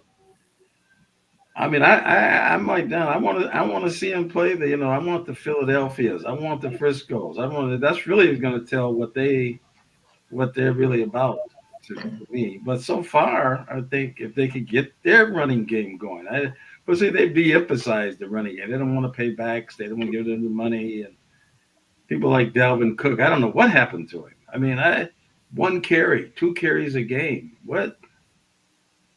Yeah. So, if they decide, and this time of year, it probably makes a lot of sense to get your running game going. So, yeah, I'm sticking with Dallas. I kind of, all of my friends, they just think nothing of Dak. But I've kind of always kind of stuck with him. I kind of like that boy by the bay, but Bill, what's your thought there on the Cowboys? Dak throwing for 331, but I guess now where we used to judge backs by that 100 yard mark per game, I guess now it's 85. What do you think, Bill? So We're talking about the Cowboys. right, the Cowboys have. Wait, hold on. The Cowboys? I thought we talked about the Cowboys already. Taking a nap over there, buddy. Yeah, I think Bill had a little ayahuasca tonight too. Didn't we already discuss the Cowboys? No. Oh. We're talking about them now. Oh, okay. Oh, that's right. You said we'll talk about it later. Okay. So they are once again another team positioned to make a decent run into the playoffs. I think they might even win a playoff game. But as has been mentioned by Don himself, that's why I thought that's right, because Don mentioned it before.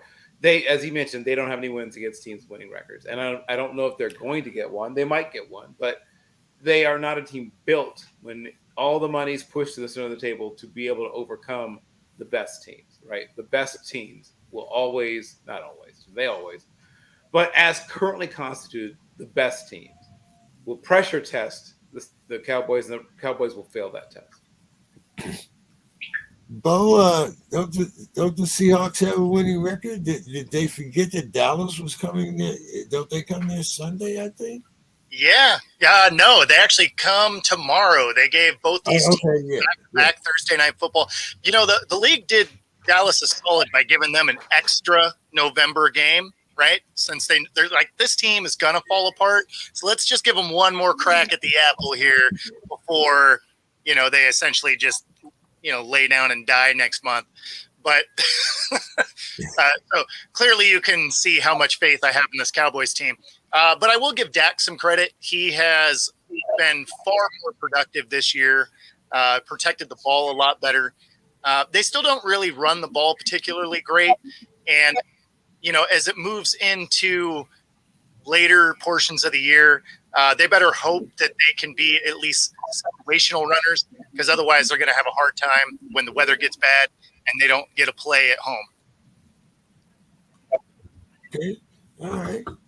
Well, let's talk about that other team over there. You guys talk about teams with winning record. We got a team over here. Jalen Hurts actually scored the winning touchdown in overtime as the Eagles beat the Bills to move to 10-1. Josh Allen was also the Bills' leading rusher. The Eagles' offense puts up 17 points in the fourth quarter to come back and send the game into overtime.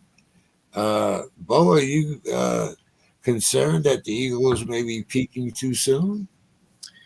I've been concerned about the Eagles kind of all year. Like they've backed into victories.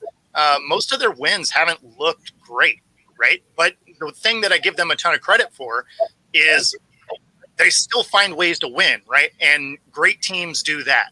So even though I don't know that they've played their best football yet, they continue to rattle off wins. And I mean, it's tough to bet against a team like that.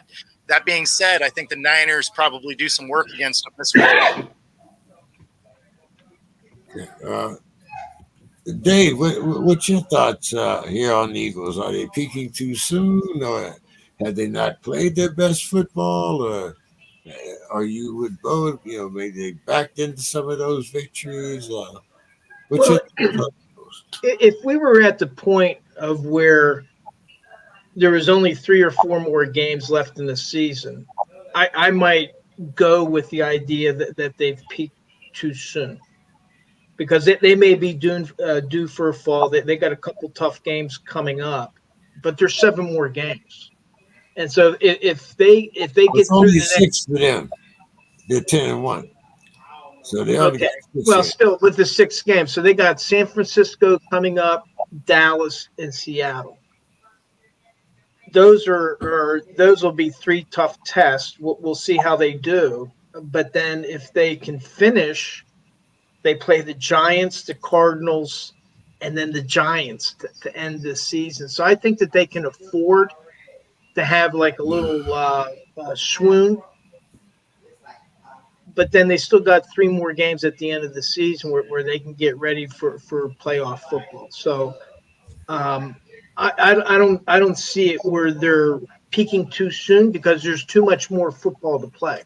So they can go into a little swoon, and they do have these 3 tough teams that they're going up against. But I think that they can weather the storm there.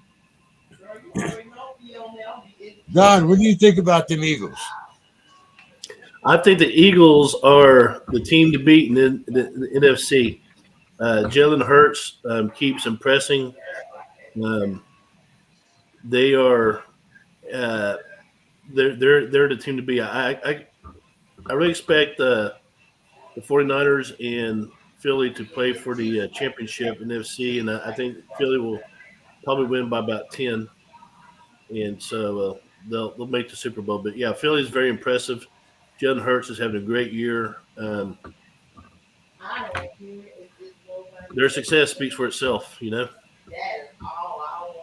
We might have to bet some push-ups or something on that game, Don.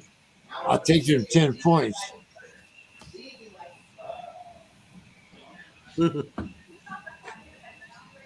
Yep. Mr. Scott, what do you think about them Eagles? Well, you know, the 10-1, I think, speaks for itself. It's pretty much up to them at this point. Got a few tough games, but right now they're obviously in the driver's seat. I like Hurts has been playing very good football. Them as a team has been playing good football. So I agree. You know, what Don said they look like the team to beat. But now we're getting into the championship round. So I mean now this is where it's getting into championship rounds. Things like weather and different kind of things, injuries are going to come into play. But right now they seem to be the high flyers. Okay, Bill, Yes. what do you think about the Eagles? Best team in football. Okay. I guess we got that straight to the point. Okay. Bo, I'm going to bring up some bad memories here, but, because we're going to talk about the 49ers and your Seahawks. The 49ers beat the Seahawks 31-13. And now they've replaced their 3-game losing streak with a 3-game winning streak. And they picked up their 10th consecutive victory over a division opponent. But, Bo, there's a rematch in 2 weeks. I mean, the Seahawks, that schedule's kind of brutal for them, isn't it? Yeah, Dallas and then the 49ers back-to-back. yeah, and then they have the Eagles right after that. I mean, it's a gauntlet of games for sure. I mean, the Niners, they went through their 3-game losing streak there, but they were missing some really important key pieces. And so they come back and then they get right back on track and rattle off some wins. And then when you look at the Seattle side, they've really started playing some sloppy football. They've regressed as far as being able to wrap up and tackle. In fact, Woolen got benched during the game for his inability to tackle. I think they're 29th, I believe, in third down conversions, right? That doesn't exactly say championship football, right, for the Seahawks. So I don't know that the test for the Eagles and the Cowboys against the Seahawks is going to be as tough as it should have been, and mostly because, again, they're just playing some very undisciplined, sloppy football. They're the second in the league as far as penalties. So not only do they have a hard time getting off the field, but even when they can, they have a stupid penalty, and it extends drives for other teams. So there's a lot that the Seahawks really need to fix moving forward. But when it comes to the Niners, man, they look tough to beat the way they are. Yeah, they certainly do. Don, what do you think about the 49ers? Oh, I think the 49ers are, they're up there with Philly. They're, they got a quarterback that is a gamer. He's gutsy. And they got him on the cheap. Next time the contract comes around, he won't be so cheap. But right now, they got him on the cheap. And they got McCaffrey, who's probably the top 3 running backs in the league. He does everything. He can run and catch. Their defense is surprisingly good. So, I'm all in for Frisco. Dave. Yeah, well, I'm usually not an advocate for the long seasons. I think the seasons are too long, but this is an example. They had a 3-game losing streak. now they've been able to recover a little bit, and they're starting to look strong, and they're starting to get some players back. So now, what I'm going to be very interested in is this week's game. They're playing Philadelphia, right? So that's a big game, and maybe that's a preview of somebody had mentioned an NFC Championship game later on. But that should be I'm really looking forward to that game. That should be a good matchup. Okay. All right. Bill, what do you think Yep. about the 49ers? They might be the second best team in football. This is going to be a very interesting situation, right? Because a lot of people pick the 49ers to be a Super Bowl team, win the Super Bowl perhaps even. And then a combination of injuries and maybe being slightly overrated caught them up early in the season. But now you see them all sort of sinking back up, falling into place. The players that were hurt, a lot of them have come back. Some of the ones that weren't able to come back, the players that have been playing in their stead have stepped up and synced up and are playing better. So the 49ers are going to be a really, really tough out. And other than the Eagles, there's no other team that I feel like in the NFC side has a really good shot of ousting them once the playoffs begin. So I will not be shocked at all if the Eagles and 49ers see each other again in a playoff game, most likely a championship playoff game. So yes, that should be an interesting outcome. Let's talk about another interesting game or interesting team out here, Bill. We had 3 games in a row without a score in the second half. Sunday, they were down 2 touchdowns with not even an hour into the game. But then Patrick Mahomes throws 2 TDs. The Chiefs rally from 14 down to beat the Raiders 31-17. Bill, is that the Chiefs defense finally coming to play? I wouldn't even say finally. They've been a top 5 defense all season. They are, I think, number 3 against the run. I think they're number 5 or something in terms of sacks. And I think they're number 3 or 4 against the pass in terms of, yards allowed per game. So they are up there in terms of being stingy to give up yards. They don't give up points. They generate turnovers. They are, they're not the 99 Tampa Buccaneers. They're not the 2002 Raiders, but 2001 Ravens, but they're really good. Of course, you can't have defenses like that anymore, but they're not far off from where, say, Seattle's defense was when they were a championship defense. So the defense has been carrying them really this year, frankly, James. The offense has had a couple of good games as a whole, but mostly the consistent force and the reason why they are where they are is because Kansas City has a terrific defense. Mr. Scott, how you like them Chiefs?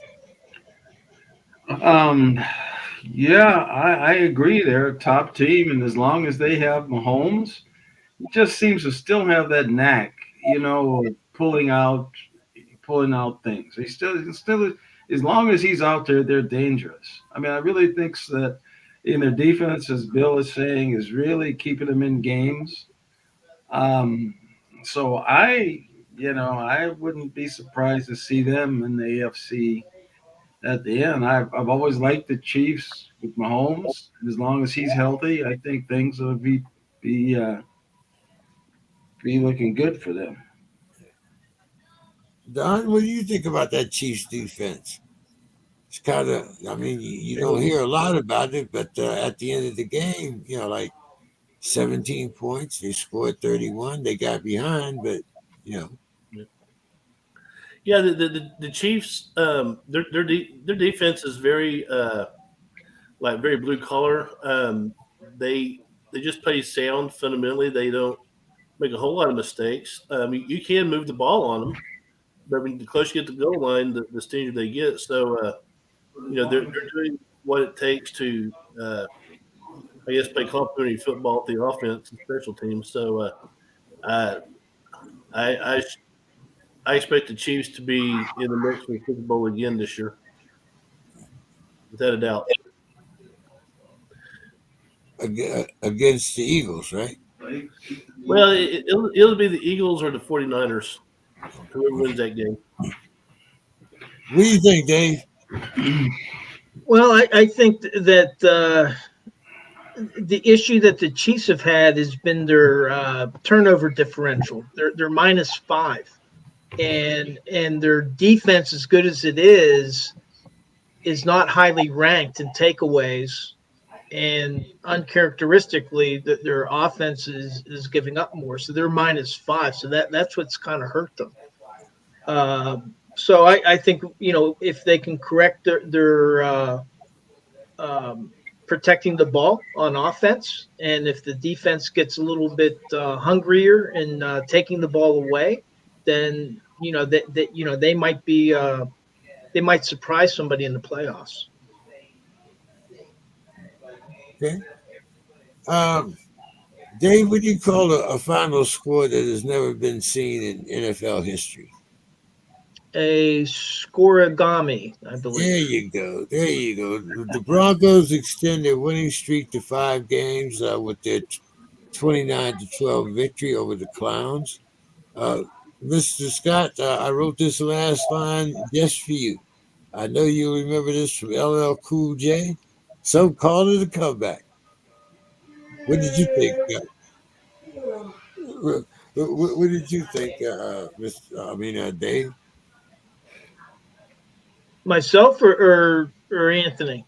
No, I'll get to Mr. Scott because I know he's looking. I know he's looking for that LL Cool J album right now.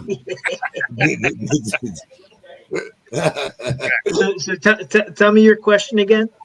I was asking about the Clowns, and the whole thing was. Let's see, where did I start? Excuse me.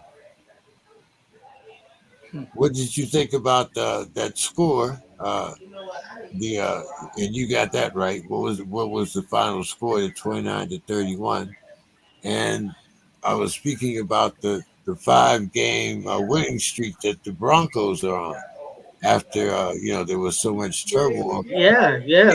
They've really, earlier this season, myself included, there was a lot of talk about Russell Wilson and dysfunctionality with Denver, and they seem to have turned things around. So, and they're becoming dangerous at the right time, because with the added playoff spot, there's 3 wild card teams. That's going to make it even more interesting. Where, hey, I know the Steelers at one time were a 6 seed that won the Super Bowl. Maybe we'll see a 7 seed win the Super Bowl, and it's all about being hot at the right time. And right now, they're showing something. Now, again, you could say, well, hey, Cleveland, they don't have Deshaun Watson. But the thing is missing Deshaun Watson is not as important for Cleveland, because they have such a strong defense, and it's their running game. That's what they've kind of built their team around. Well, it's not like Deshaun's good anyway. Say again? I said it's not like Deshaun Watson was playing very well anyway. Exactly. When he got hurt. Right. And so, I think that the Cleveland, I was just talking to a buddy he's been a Cleveland fan since the 1960s. He's a little bit older than some of us, but he doesn't think that they're out of the playoff picture themselves. He thinks that Cleveland still has a shot. So, again, I think Denver's getting hot at the right time, and I would not count Cleveland out quite yet. What do you think about Denver there, Mr. Scott? Well, I think Denver, where did they come from? I mean, I thought that their thing was about over with, the way they had been playing. But I think that coach, I can see that coach going into that locker room and saying, look, if this thing doesn't turn around, some of these guys are not going home with us. And I think that he somehow got Russell in gear. And, as was said earlier, they're playing good at the right time. Um, I haven't really looked a whole lot at them because I just thought they were pretty much out of it. I was always saying, well, what happened to Russell Wilson? What all of a sudden he's just totally ineffective. But slowly, with a new coach, probably a new system, and those kind of things seem to be coming together. And I always like the quarterback driven teams. I mean, I like that. And, I like the comment too earlier about the Browns because I love their coach. I mean, I think Stefanski is one of the better coaches in the league. I mean, he's working around, but why sign Deshaun, Mr. Massage, in the first place? That's part I don't really understand. He gave out like guaranteed money. I don't get that. Um, but yeah, I think Denver can cause a ruckus in this thing before it's over. I think the only one that got that was his accountant. Everybody else was completely in the dark. Don, what do you think?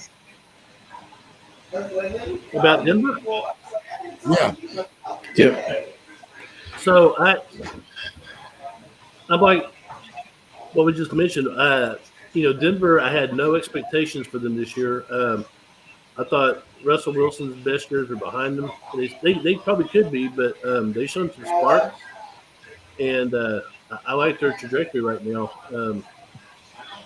I don't know how they'll fare against the better teams in the AFC, but I do like that they're being competitive, that they are showing fight in their games. They're playing very cohesively. So I'm just coming impressed with Denver right now. what Denver needs is a couple of home games at the playoffs. That's what Denver needs. Send somebody to Denver in January for the playoffs. Let's see. Okay, let's talk about the Dolphins here, and I'm going to start with you, Dave. I mean, Tyreek Hill presents his newly married bride with his touchdown ball as the fans rout the Jets 34-14. Mozart has 20 carries for 94 yards and 2 touchdowns. Uh, Bo, are the fans actually the number one in the AFC East? And before we start this, uh,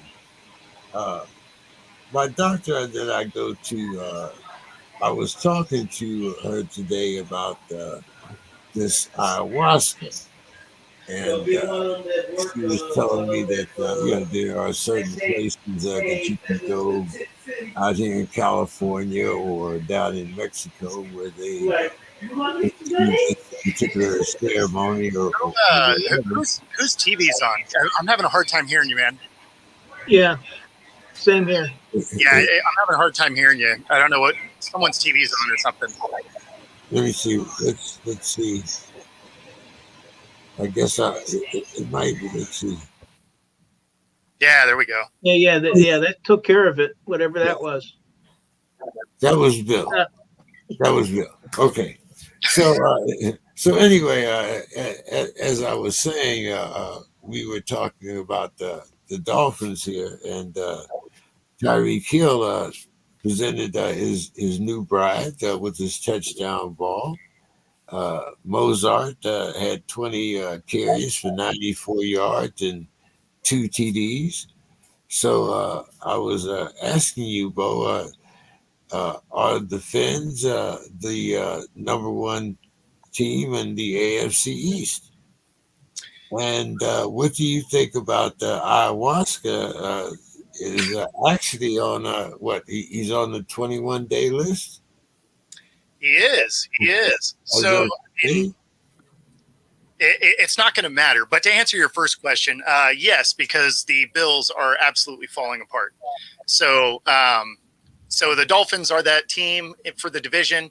I still don't love the way they play defense, though. So I don't know if it equates to wins in the playoffs, but they're going to win their division.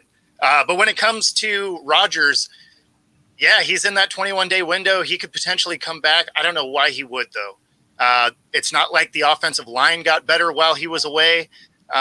So if he's just looking to come back and get smacked, then yeah, I mean, I guess cool, come back. But they're not going to be playing for anything, so it wouldn't be beneficial for him to, unless he just wanted that ego stroke of being the fastest guy to recover from an Achilles.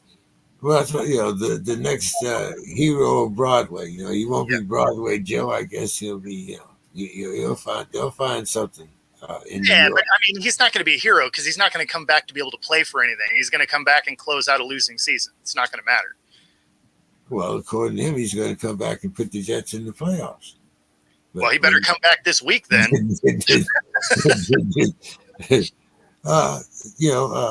So Don, what do you think about that? First of all, do you think that the Fans are the best team in the AFC East? And is there really a need for Rodgers to come back, other than to stroke his own ego, maybe? Yeah. So, when you're putting the substances in your body that he puts in his body, you make some wild claims, and I think you chew out some stuff that you're really not ready to swallow. I mean, he's a ruptured Achilles is hard to come back from. I mean, I think Kevin Durant took a year and a half for him to come back from his. So I think Aaron Rodgers is saying that to keep his name in the press and maybe get some clicks on the internet. But I just don't see how you come back from that type of injury that quick. And you can come back from it, but not within like a few months. About the Fins, they're so explosive. They score at will. They're another team that I think will do well, mainly because the Jets haven't done a whole lot, and the Bills are being very inconsistent. Josh Allen's not having the type of year that I was expecting to have. So it's wide open for the Dolphins to make a run for that spot. Yeah, one of the things that my doctor was telling me is that this is kind of like a psychotropic, or like getting the mushrooms or peyote, things like that you make tea out of, and it's from the experiences that were conveyed to me. This is something that is in your mind. It's a mind controlling substance. So he might be thinking that it's all right for him to come back, but what happens the first time when one of those linebackers, or suppose he does get a straight up hit. I mean, so these are the things that I'm worried about. But Mr. Scott, what do you think? Aaron say he's gonna be the miracle man. Well, I mean, if there's any objective piece to it, he did get hurt on the first play of the game. And so, I mean, there's a lot of time. I mean, in the season, you got a 17-week season. But yeah, all these potions and all of these kind of things. I mean, it's in his age, and when you go down like that, not a hit or whatever, you just got out and that Achilles goes, and he's 40 years old. The numbers don't seem to match. And especially if there's nothing on the line. If there was something to be won, I guess I could see in the last 2 games or so. But other than that, I think this should just be a wash, and it's just seeking publicity in New York, tabloid stuff. Not realistic. Well, see, Dave, my thing was, like if it helps him heal that body and whatnot, then you know, I'll soon be 77. I mean, you can give me another 10, 15 years, Get you back out there. yeah, so, book me on the plane, book them, Dano, so uh, your thoughts, Dave? Well, I think Anthony hit it on the head. The publicity. He has 3 weeks. There's a 21 day activation window, and what are they all going to be talking about? Is okay. Well, is he going to be able to come back? Now, in the meantime, what's going to happen to the Jets during those 3 weeks? Now, if they win 3 of the games and all of a sudden they're in the playoff picture, doubtful. But if they are, well, now all of a sudden maybe he's in a position to finish out a couple games. On the other hand, if they don't, and if they lose, the next 2 or 3 games, he's getting all this publicity. Everybody's kind of focused on him, and then, hey, guess what? I can't do it. So I would be really surprised to see Aaron Rodgers go out onto the field if he was playing for nothing. That doesn't make sense to me. But what does make sense to me is what Anthony said: the publicity, and he's getting plenty of it right now. Bo, what's your thoughts on this? I understand the publicity. I mean, one of the, I think, let's see, NFL.com, Yahoo.com, ESPN. I mean, you can go anywhere and see the video of him. Aaron Rodgers is working out. He's throwing the ball. Yeah, I mean, that's all it is it's just keeping him in the headlines, which, I mean, let's be honest, if you've watched him over the last few years, that's where he likes to be.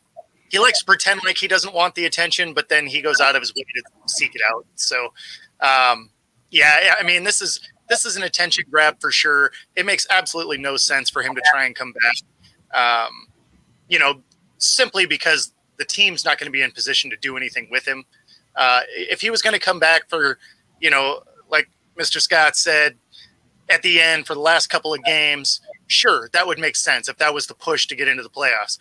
But, I mean, they have no chance at this playoffs unless they really go on a run with their, fifth string quarterback at this point.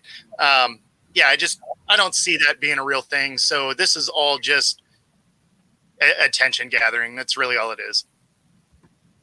Yeah, pretty much. Well, let's talk about the Ratbirds here before I get Dave to talk about my Steelers.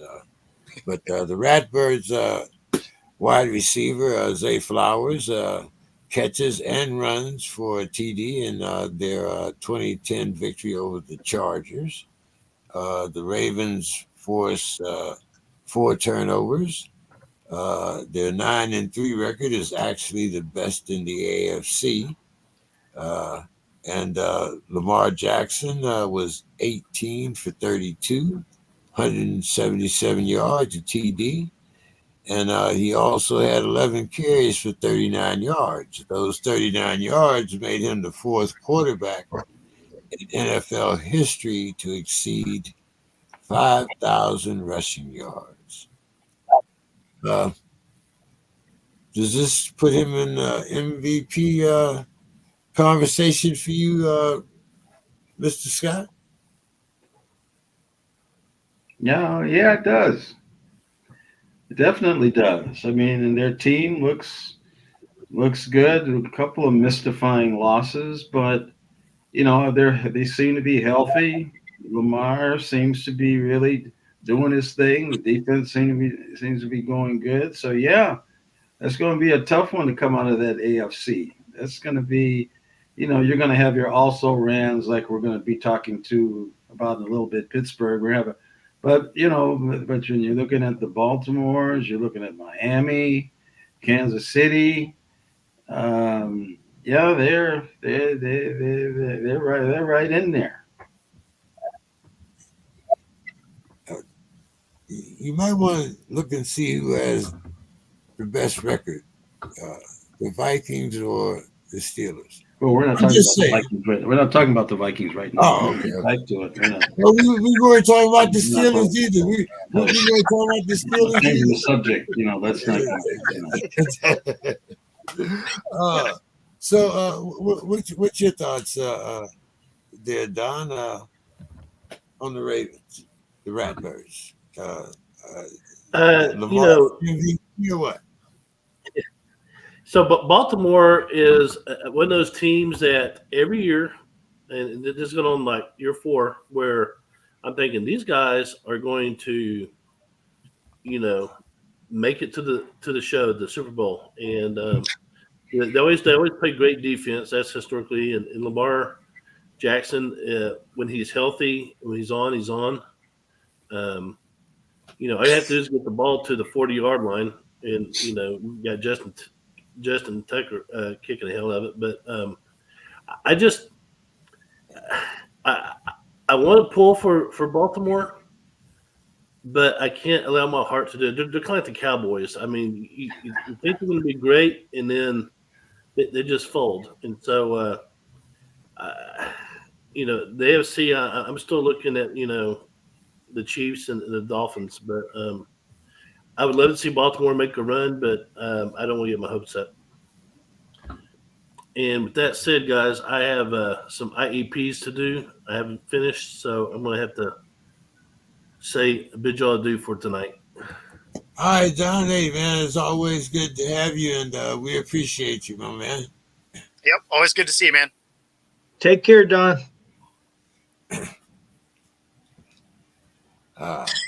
Okay, I think, Bill, you got that TV turned down? I don't have it on, so All right, no, guys. it's not. Good It night. can't be down if it's off.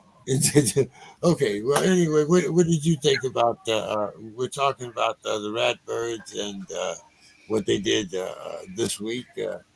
Is Lamar in your MVP conversation? I mean, conversation, sure. I don't think he has a legitimate chance to win it unless something really strange or surprising happens. But they're the only team that is a legitimate top 5 defense and a legitimate top 5 offense. They are leading the NFL in sacks. They now have added explosiveness with Zay Flowers. That was something they were frankly missing in the passing game for almost ever. I mean, you have to go back to, I guess, Steve Smith or something. I mean, they've always managed to get the ball to tight ends and running backs and things like that. But their wide receivers, and I think they've had one 1,000-yard season with Marquise Brown, Hollywood Brown, before he left. And then that was the only 1,000-yard season they'd had in the last 10, I believe.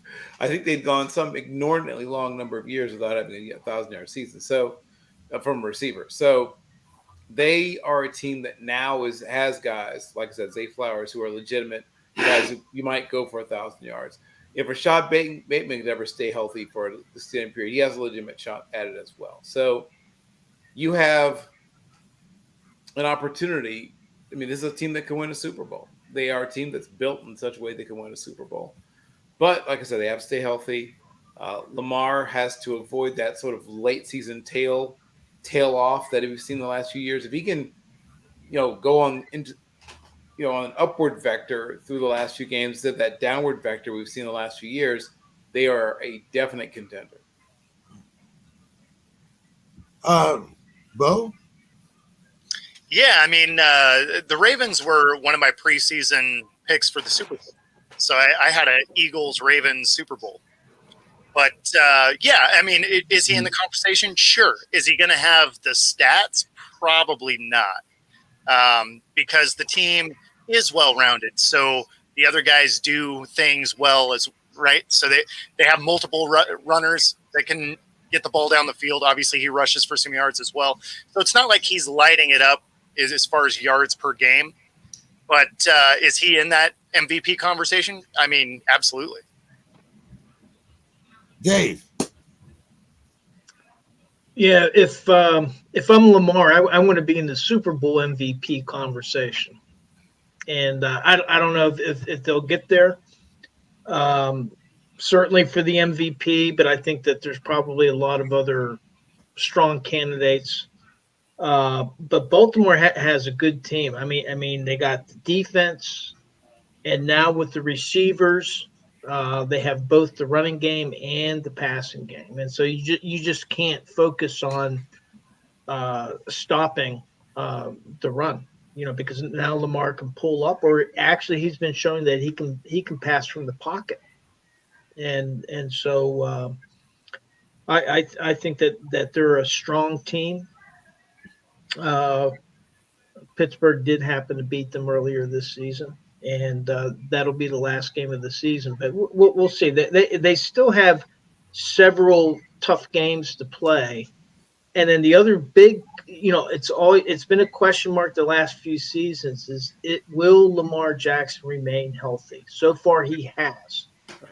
And it seems like this, maybe him dropping more, being more of a pocket passer, or not a pocket passer, but passing from the pocket more than he has in the past. Maybe that will help with his health.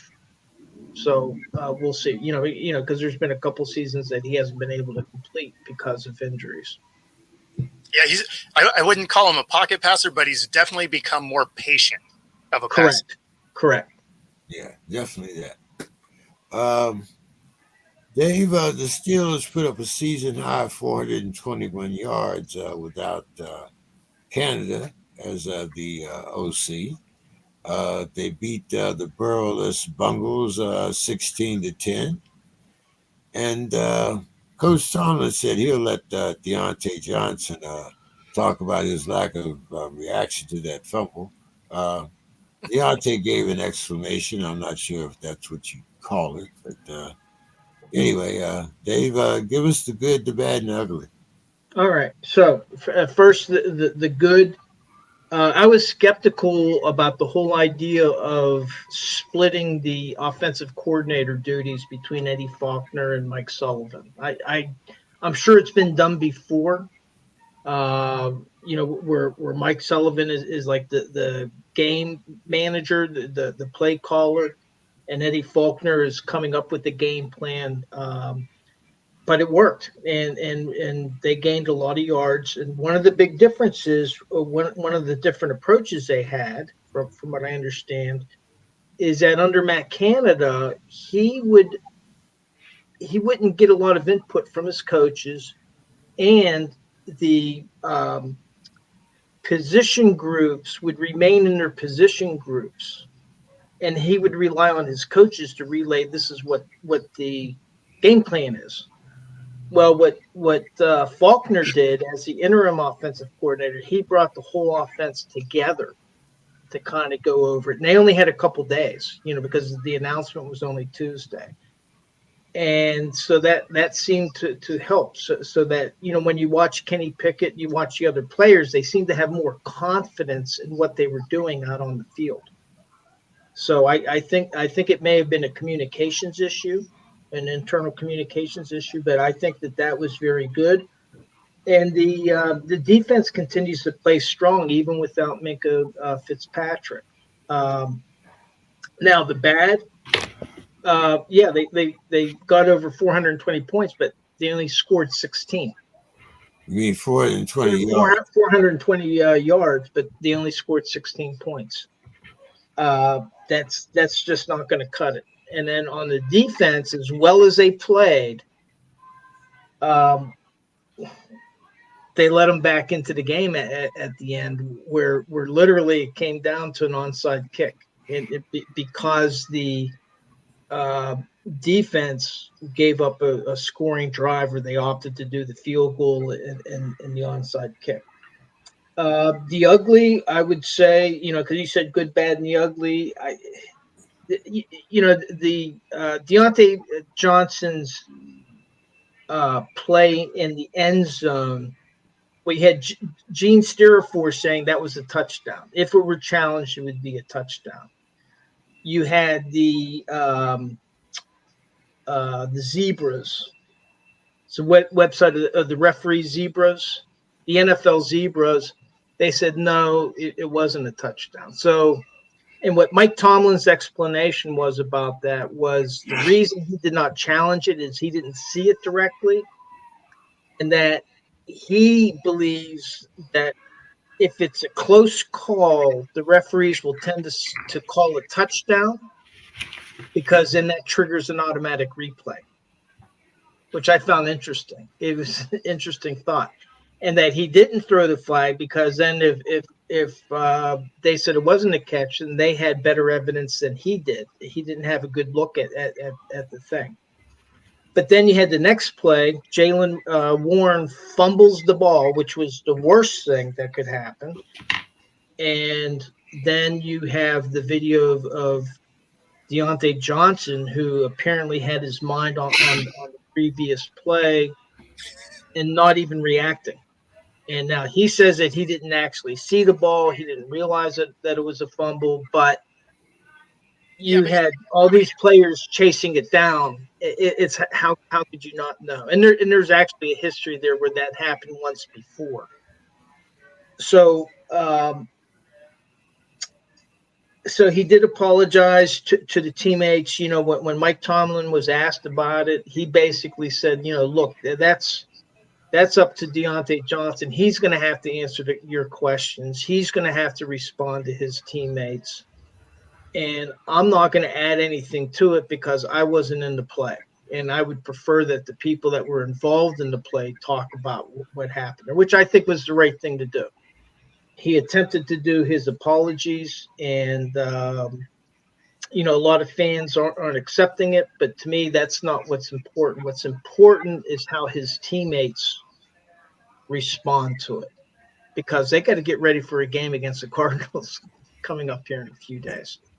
Well, So, and it was funny because he actually took 3 plays off in one play, because when you saw him line up, he was supposed to be blocking, right? It was a running play. He didn't do that. Then correct. he ignores the fact that it's fumbled, right? So now he's taken 2 plays off, and the play's not even over yet. Bengals swoop that thing up. He doesn't even chase the play down, right? So it's not even like, oh, I missed the ball. Oh, let me get back in this play. He just like turned around and was like, I guess things are happening. Like he literally missed 3 things in one play. Correct. I don't know. And who saved that whole thing was Connor Hayward. Just came out of nowhere to make a touchdown saving tackle. But Absolutely. so No, we'll have to see how he responds. Yeah. All right, guys, let's get to our predictions here. Let's see. We can start with tomorrow night's game. As I said, you guys might be a little surprised at some of these odds and whatnot, but here we go. I'm going to start with you, Bo. We have tomorrow night, as you mentioned, the Seahawks +9 against the Cowboys. The over-under is 47. Yeah. Man, as much as this is a bummer for me, I got to go with the Cowboys. The Cowboys probably win this. The fact that Walker is still out and the fact that they haven't been able to tackle anybody for the last couple of weeks, I'm going to go with Dallas to cover. And 47. Man, I guess I'll take the under there. Okay. And Sunday morning, we have the Lions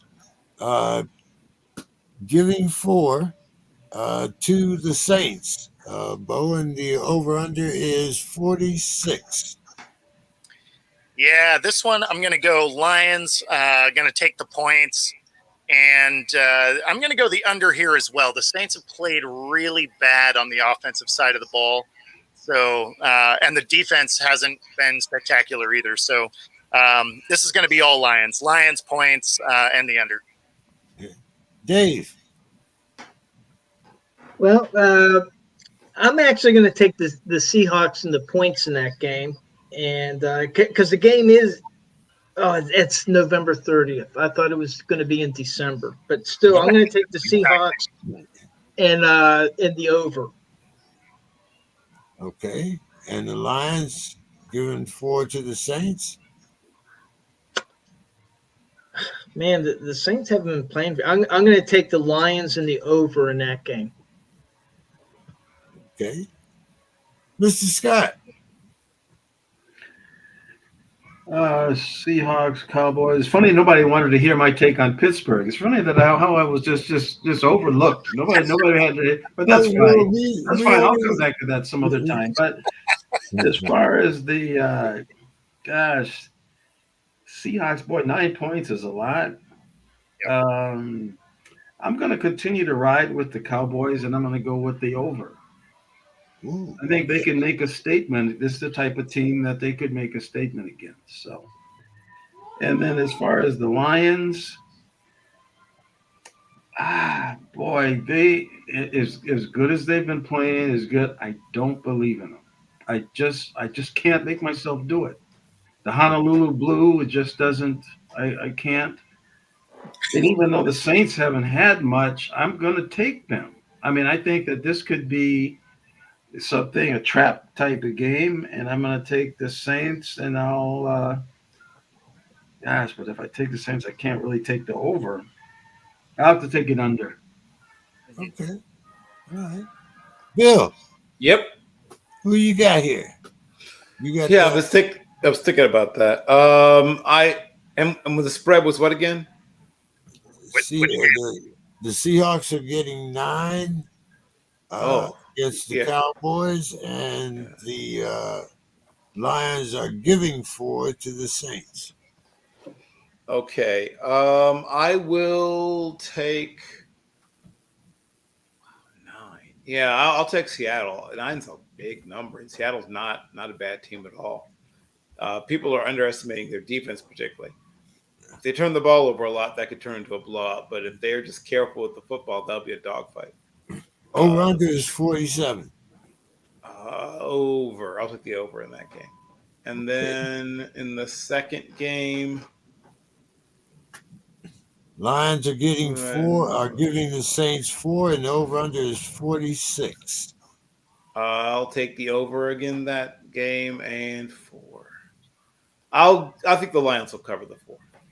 Okay. Staying with you, Bill. The fans are giving the Commanders 9.5. The over under is 50.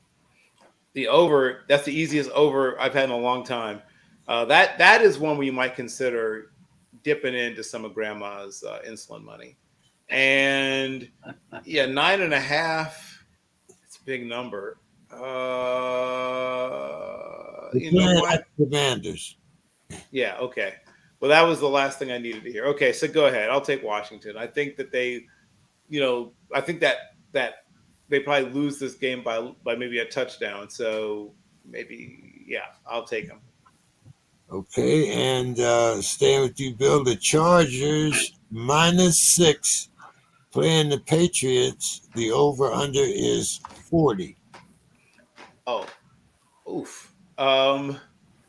I will take the under just barely. I think that the Chargers score about 27 points, but I think that the Patriots only score 10.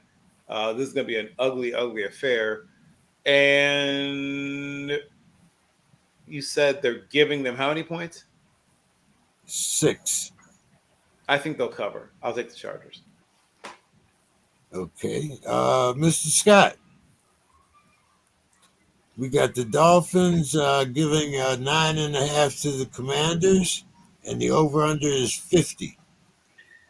Well, yeah, I got to take that 50. I mean, because the Commanders quarterback has been putting up some numbers. And then Miami's been doing the same thing. So I'm going to go with the over. And too much disarray on the Commanders for me to take them. I'm going to take Miami, even though I'm going to give up 9.5, which is, for purpose of this show only. Keeping the money in the wallet. And what about the Chargers and the Patriots? Boy, another awful slog. I'm going to take the Chargers in the under. I just think the Pats have just thrown in the towel. Okay. Dave? Well, they fired Jack Del Rio, and after they traded away some of their key defenders, which that just didn't make sense to me. So I'm going to take the Finns, but I'm still going to take the under in that game. Okay. And what about the Chargers?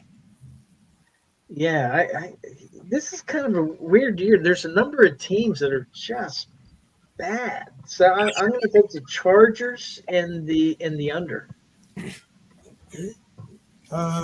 Okay, Bo, that comes around to you now. Yeah, well, I mean, I'm kind of on the same boat with everybody here. I got the Chargers to cover and the under because the Pats have mailed it in for the year, and then the Dolphins. Washington's a train wreck, so I'm going to take the Finns. I'll take the points. Man, the 50 is a big number.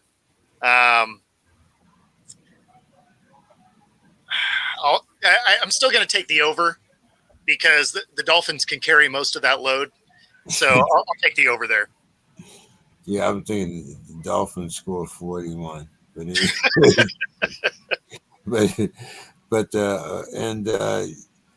okay, Bo, the Cardinals getting 5.5 against the Steelers. The over/under is 41. Yeah, so this is one where I'm gonna take the Cards to cover, and then also take the under. Neither one of these teams is putting up points. Okay, and the other game will be the Panthers getting 5.5 versus the Bucks, and the over/under is 37. God, that's a terrible game. Wow. I'll take the Bucks. Yeah, I guess. I'll take the Bucks to cover, I suppose, and the under. Okay. Terrible game. All right, Dave. You've been betraying us here lately, but what are you doing here? Let's see. The Cards plus 5.5 against the Steelers, over under 41. Yeah, no, I'm going to take the Steelers in this game, although with some reservation because Arizona, Kyler Murray is going to be playing his fourth. I think it's his fourth game back, and James Conner's back, and so I think they're going to be a tougher nut to crack. But I'm still going to take the Steelers, and I'm actually going to take the over in that game. Oh, okay. And what about the Panthers and the Buccaneers? Well, Mayfield got hurt, but I think he finished the game this past week, and so I'm going to go with the Bucks and the over. Bill. Yep. Cardinals getting 5.5 against the Steelers. The Steelers. Over under is 41. Oof. I'll take the over. Probably just barely, though. Probably 43 is probably the number. The Steelers have played a lot of – I think they lead the NFL in close games. I think they've only had one game that wasn't a single-digit score differential. Two, I think. Texans and San Francisco. Oh, that's right. Yeah. I forgot about the Texans. Okay, so 2. So other than that, they've played every other game very close to the vest. And you said the number's 4? 5.5. Oh, 5.5. Oh, yeah. I could easily see them not covering 5.5. So yes, I will. I do like the rejuvenated offense. Everyone has been celebrating. I'm surprised they didn't make it like a school and banking holiday when they fired Matt Canada. But yes, despite that, 5.5. If it were 4, I might be able to. I just don't think they're. Yeah, I'm going to take Arizona to not be covered by the 5.5. Panthers, Bucks, 5.5. And Panthers getting 5.5. Over under is 37. Over. And 5.5. That's close. That's probably about right. I'll take Tampa Bay, but I don't like it at all. Okay. All right, Mr. Scott, you can go into your Steeler diatribe now. We have the Cardinals plus 5.5 against the Steelers, and the over/under is 41. Hmm. Well, the Steelers is the team that gained over 400 yards last week, right, and got 16 points. You know, how do you do that? How does that even happen? I don't. And then Kyler, I mean, Murray's back, and he seems like he wants to salvage something out of this deal, and so I think they'll outscore them. So I mean, I'm taking the points. I'm reticent to take the over, but that's what I'm gonna do. I'm gonna go with the over. And what about the The Panthers? Steelers don't have a quarterback. I mean, Wilson picked Kenny Pickett. I mean, I just don't believe they have a quarterback. I think that's been struggling all year with that. It seems to have kind of come around now, but I and then Tomlin on that play saying he didn't see it. Well, they got coaches. They got the booth. You got all kind of things. What do you mean you didn't see it? I mean, so I'm going to take. I don't know, wasn't on the field. That was the player. The player said he didn't see it.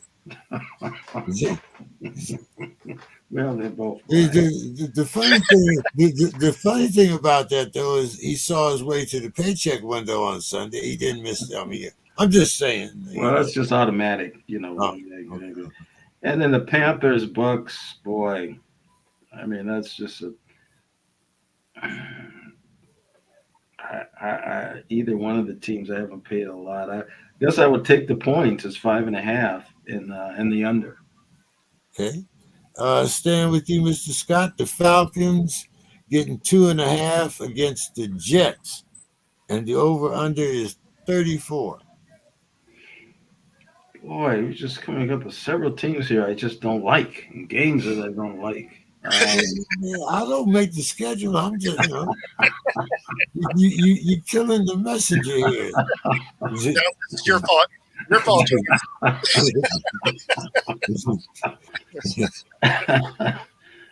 But I'm going to take the Falcons and the points. I mean, what do they have to lose? And then I'll take it over 34. It's a low number. Okay. Well, you'll this is a pick'em game. The Colts -1 or +1 against the Titans. They're giving the Colts are actually giving the Titans 1 point, and they're playing at the Titans. The over/under is 42.5. Yeah, well, Derrick Henry seems like he still wants to play. And then I think, did Taylor get hurt again? Yes, Taylor's out for a few weeks with thumb surgery. Well, I'll take the Titans and the over. Okay. Bill. Yep. Falcons, Jets. Falcons getting 2.5. The over/under is 34. I'll take the.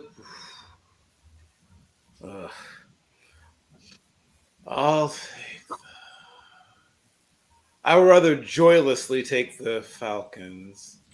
And the over/under was 34, you said? Yep.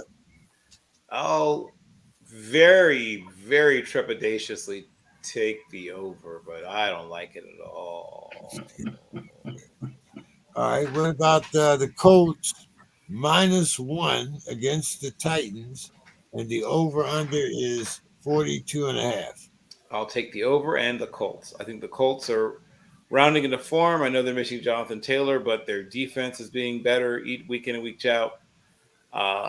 I think they'll do a good job against Derrick Henry. And if you do a good job against Derrick Henry, that means the Titans are very vulnerable on offense.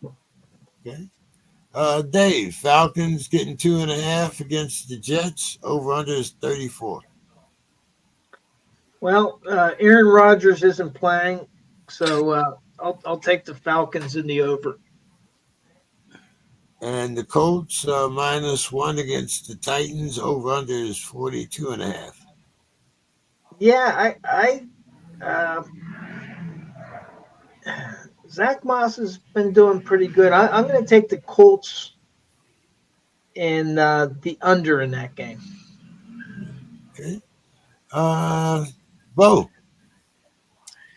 Yeah, so I'm going to take the Falcons. I'm going to take the under, though. This feels like a 17-13 kind of game. Like, this seems like it's going to make you want to bleed from the eyeballs to watch this thing. So 12-9. 12-9. Is that what you thought? I'm yeah, sorry. like it's going to be rough. It's going to be rough. And then what was the other one? It was Colts Titans. Yeah. So I'm going to take the Titans here, and I'll take the over. I'll take the over. Yeah. Okay. Sunday afternoon games. So let's see. Bo, the Broncos are getting 3.5 against the Texans, and the over/under is 44.5.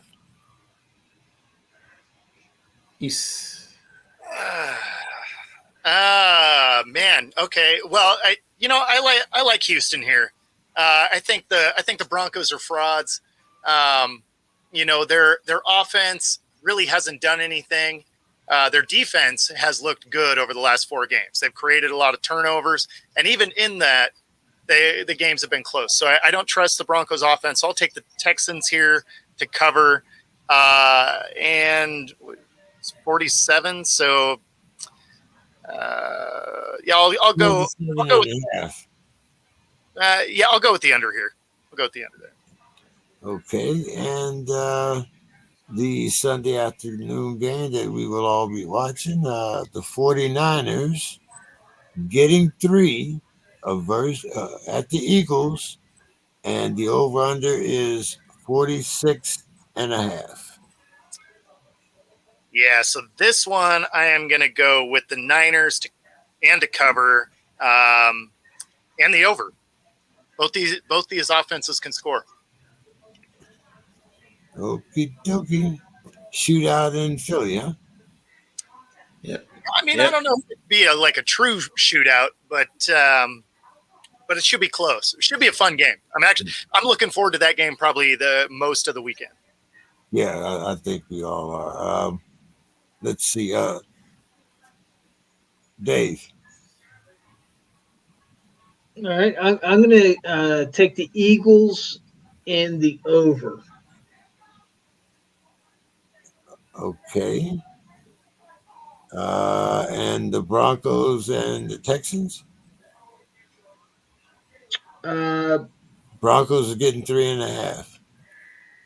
Yeah, I'm gonna go with the Texans. They've just surprised me. I know that the Broncos have been hot of late, but Texans playing at home. I'm gonna take the Texans, but I'm gonna take the under in that game. Okay. Bill. The number on that game was the Broncos and the Texans. The Broncos are getting 3.5. The Texans, the over/under is 47.5. right. The number was 4.5. 3.5. 3. Oh, darn it! Hope it was 4.5. 3.5. And the over/under was 47.5. And they're playing. They're playing where? In Texas. In Texas. Okay. So the game's in Houston, and the Texans are giving 3.5. Huh. I'll take Houston, and you said the over was. The number over under was 47.5. 7.5. Oh, that's right about right. I'll take the under incredibly nervously. Okay, and the 49ers getting 3 playing the Eagles in Philly, and the over/under is 46.5. I'll take the over, but just barely. And I will take the 49ers. I think the Eagles win it, but I think it's literally like a 30-31 kind of affair. I think 1 point either way for either team. Okay. Mr. Scott. Texans, the Broncos getting 3.5, playing the Texans, and the over/under is 47.5. Well, I like Stroud, and I think the Texans have been a surprise. They're ascending, and I think this could be a really good type of statement game. I'm going to take them in the over.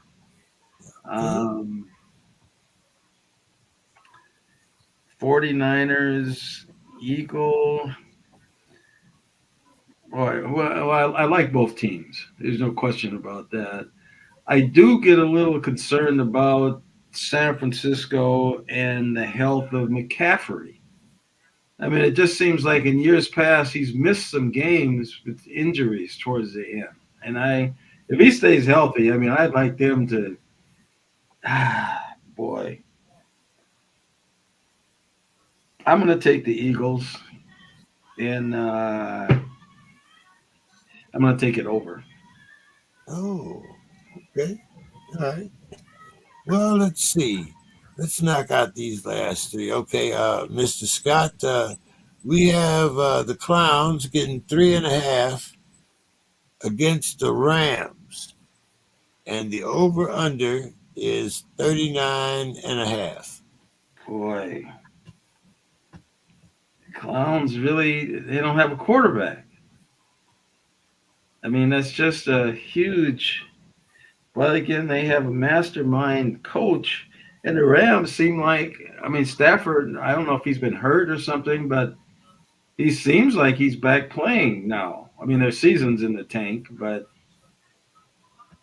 I'm gonna have to stick with somehow the Browns and the under. Okay, let's see. Sunday night, Mr. Scott, we had the Chiefs giving the Packers 6, and the over/under is 42. Yeah, Chiefs over. Chiefs and over. Yeah, that's. I can put that down now if you want to go against me on that, James. We can do. I'm on the side on that. Okay, all right. Well, what about this Monday night game here, where we have Cincinnati getting 8.5 against Jaguars, and the over/under is 38. Oh man.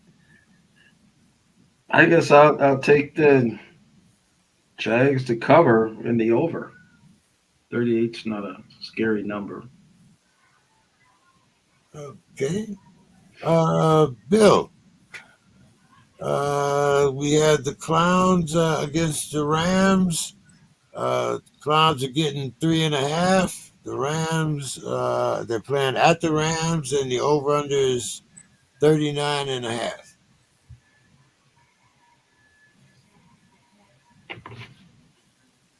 And the game is played at the Rams in LA. And the Rams are getting no. Cleveland is getting 3.5. Say no more, Cleveland. Fun fact: the Rams, of course, began their life as a franchise in Cleveland. Yeah. So it's but yeah, give me the real Cleveland franchise. The Browns here, and they do embody Cleveland. So I was going to say we already did the Ravens. Yeah, but that's a good one. And the over under is 40. No, the over/under is 39.5. Oh, I was hoping to be in the 40s so I can go under. I'll still go under. Okay, and the Monday night game, the Bungles getting 8.5 against the Jaguars, but the over/under is only 38. I'll go over, and I think the Jaguars win it, but 8.5 is a big number. I don't think they'll cover it. I will take Cincinnati, and I think that game's going to be closer than people think. Okay, Dave. All right. If Cleveland had fans that traveled like Pittsburgh, I might take them in LA, but I don't think that there's going to be as many Cleveland fans out there. So I'm going to take the Rams and the under because Cleveland's defense is they've had some injuries, but they're still very good defense. Okay. Chiefs and Packers. Okay, Chiefs in the over. And the Bungles are getting 8.5 against the Jaguars Monday night. Yeah, that sounds like a lot, but like in the case of Cleveland, losing Deshaun Watson wasn't as bad as Cincinnati losing Joe Burrow. Right. And plus their defense just isn't that good. So I'm going to take the Jags in the under in that game. Okay. Or no, excuse me, the over. I'll take the over. Oh, the over. Okay. Yeah. Yeah. That 38 is really tempting them. Mm-hmm. Bo. Yes, I'm gonna take the Rams at home. I'm not gonna take it. You said it's 3.5, 30, or is it 3.5.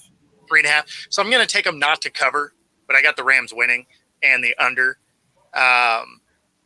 And then KC, that one's easy. It's just KC, the points, and the over. And then, of course, I'm going to have this is also easy because the Bengals don't have a quarterback.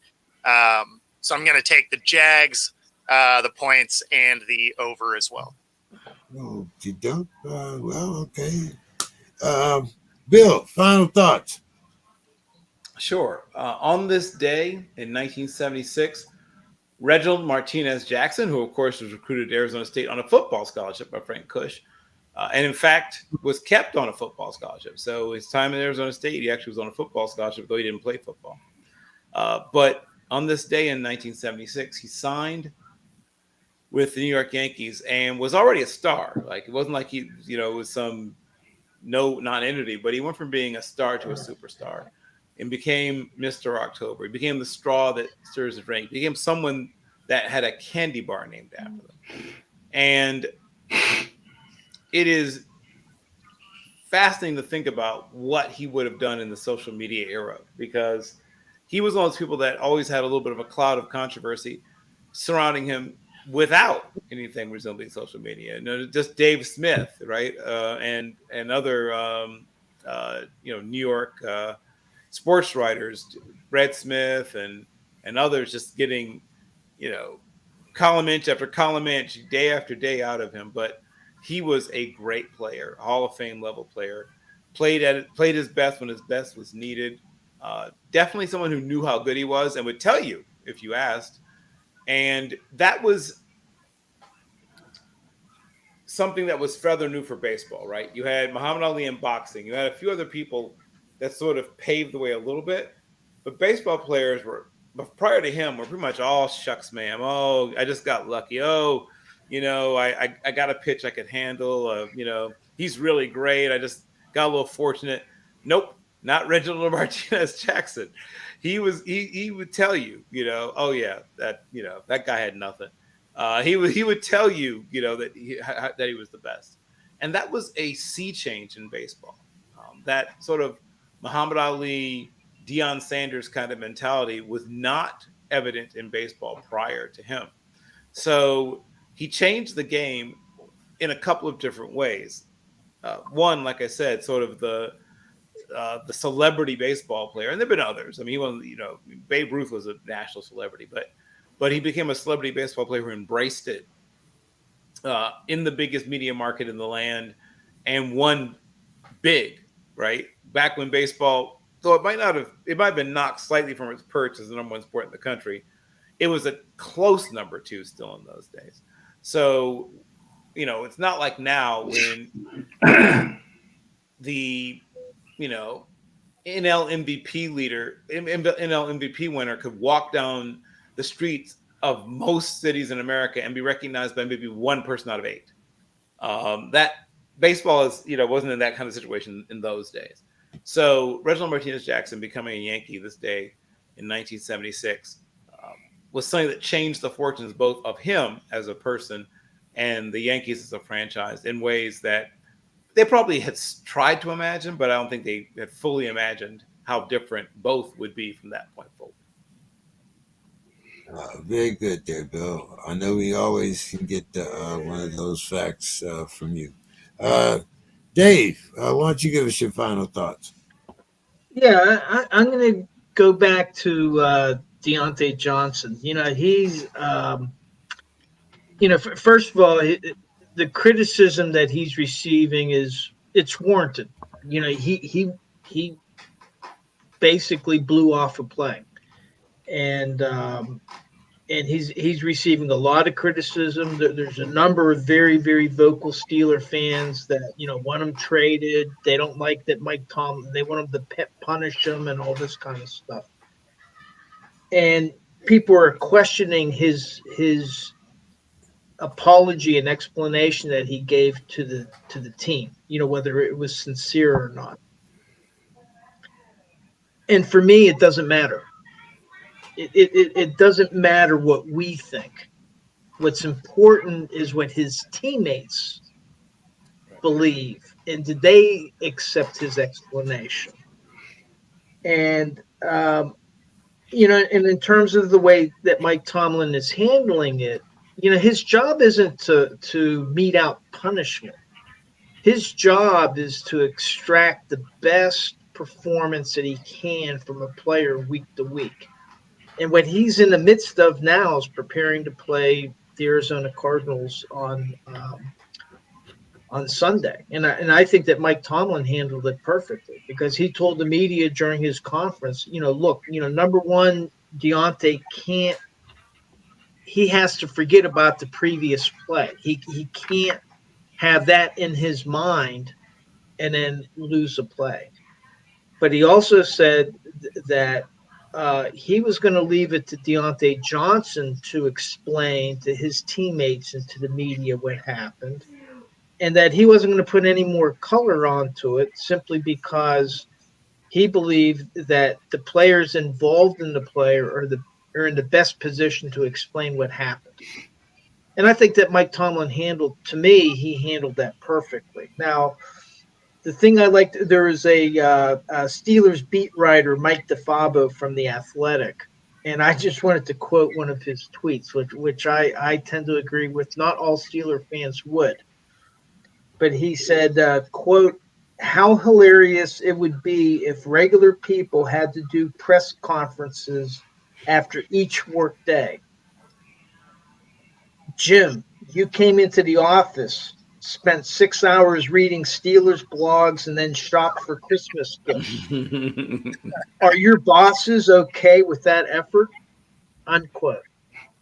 So in other words, now again, I mean, a football play only lasts 6 seconds, and we should expect somebody that's being paid $15, $18 million a year to put it out there. But people have brain farts. Deontay Johnson, he said that, hey, he's not going to happen again. Well, we're going to get a chance to see on Sunday and for the remainder of the season whether he holds true to his words. So I just wanted to, my final thought really is we got to remember that these people are human and that we often judge them, but then we don't consider, well, what about the mistakes that we've made? And none of us is perfect.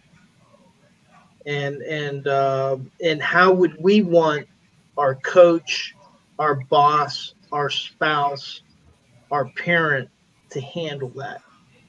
And so that's my final thought for tonight. Okay.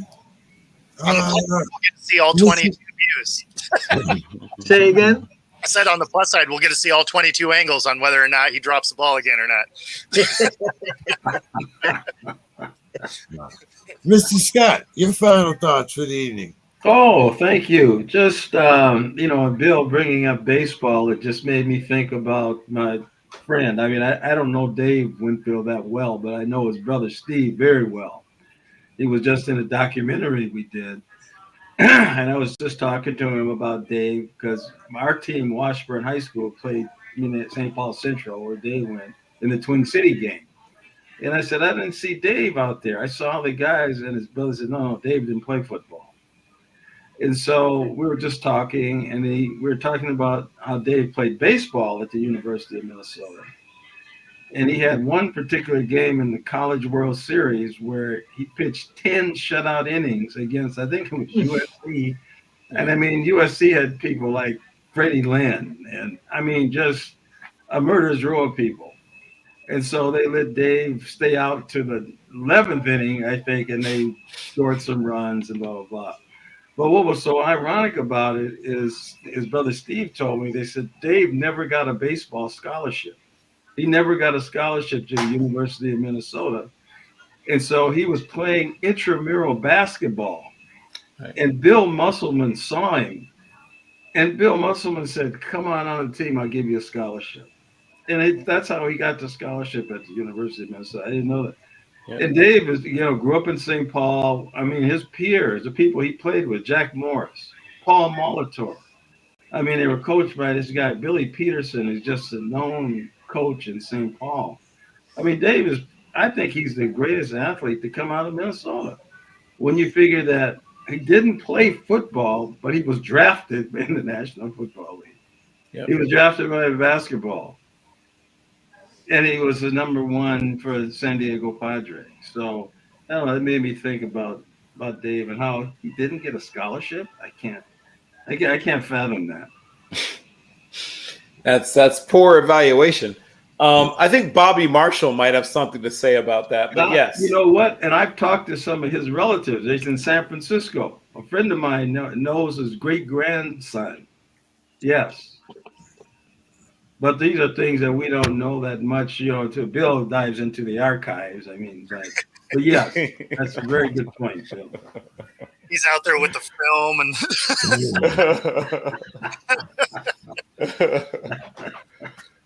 All right, Bo, take us home. Yeah, so I got an easy one. We we're solidly in the holiday season. We're getting close to Christmas, and just remember that everybody it's a stressful time of year. So just take some extra grace with the people out there and understand everybody's under a lot, trying to achieve a lot of things before the end of the season. So just be nice to each other, give each other a little extra time, a little extra grace. Well said. Good advice. I knew there was a reason. See, we have to have guys like Bo around. See, cut through my pessimism and Mr. Scott, always blaming Demetrius about ducking him. So just tell him how disappointed I am. I mean, really, I'm very disappointed that I didn't see Demetrius. I want to wish him a holiday, and wonderful guy. Great all right, guys. All right. Have a good one. I'll see everybody next week. See you next week. Good night.